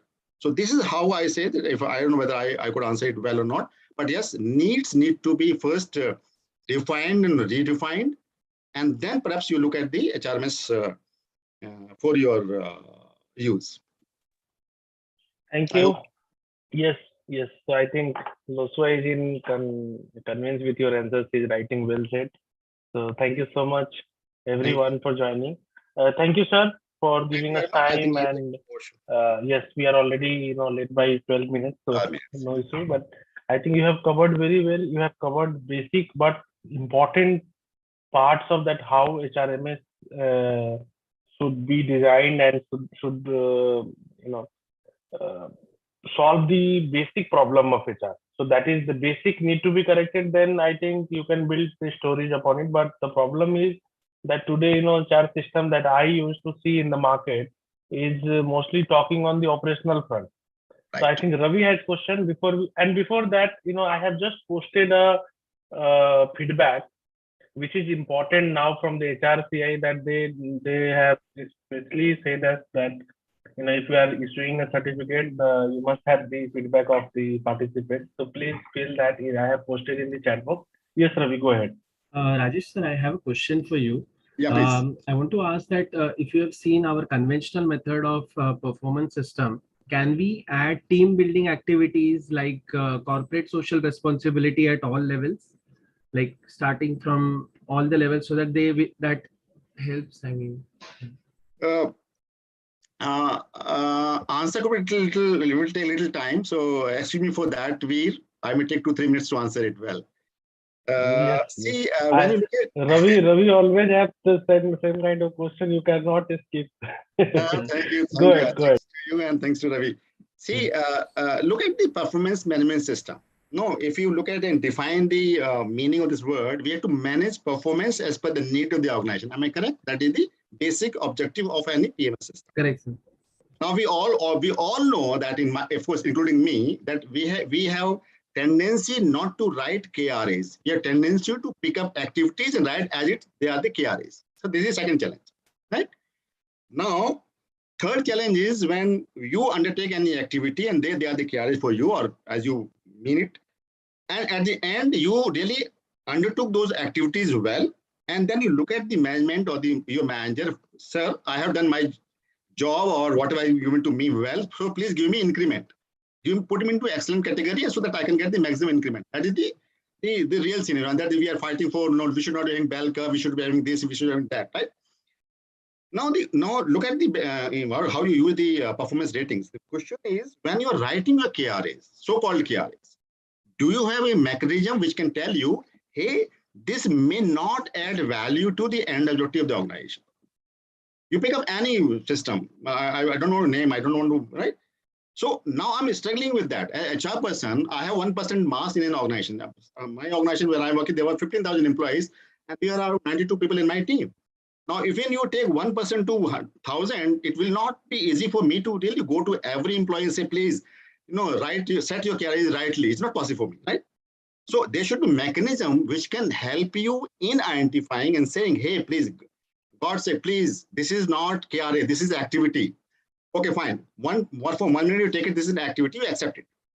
Now, how you go to a CFO, how you go to a president sales and marketing, how you go to president supply chain and say, in your department, out of the 100 KRAs being taken as if they are KRA, but out of 100, 80 are activities only. Will you talk to your people?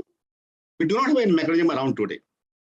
So I can, if I have a mechanism by which I can go to my 10, 15, 20 senior most people in the company, or maybe a couple of more people, I think I can really help organization in setting right KRAs, and that is a challenge for me. So that's what I say, that PMS need to be seen differently. And that is, of course, we have taken this patent on this on SGR, that when I'm writing, of course, I say this way, when I'm saying that, hey, I'm a peon in a company and some customer walks in and the peon offers a glass of water, it is adding value to efficiency, effectiveness, profitability, or revenue. I think we can decide on that. But today, we can't. That's what we are trying to solve. Sir. I hope I answered you. I don't know. It will look long time. Yes, you did. Yeah. Thank you. Thank you. So we can conclude this session. Still, if you have any questions, please come up and ask on the group itself, or you have, our social handles, so you can come across. You can connect with Rajesh sir on his LinkedIn ID also, and in case you need any support. And as we mentioned, that we are coming up with the various session on different perspectives. So some of the input that we are getting as a feedback, and very candid feedback, we are happy that we are getting a very candid feedback from you, because what we make, what we design, we always keep that what our group members need is. So we will definitely going to work on your feedback. Please fill the feedback form that is given in the chat box, so that we can issue the certificate to you, because without feedback we will not be able to do that as per the HRCI guidelines. So please fill that, and looking forward to have you in the next session also. Thank you so much. Thank you, everyone. Thank you very much for time given to me, Veer, and thanks to all my colleagues. Thank you. Thank Thank you, you, everyone. Bye. Bye. Take care. Good day. Good day. Thank you.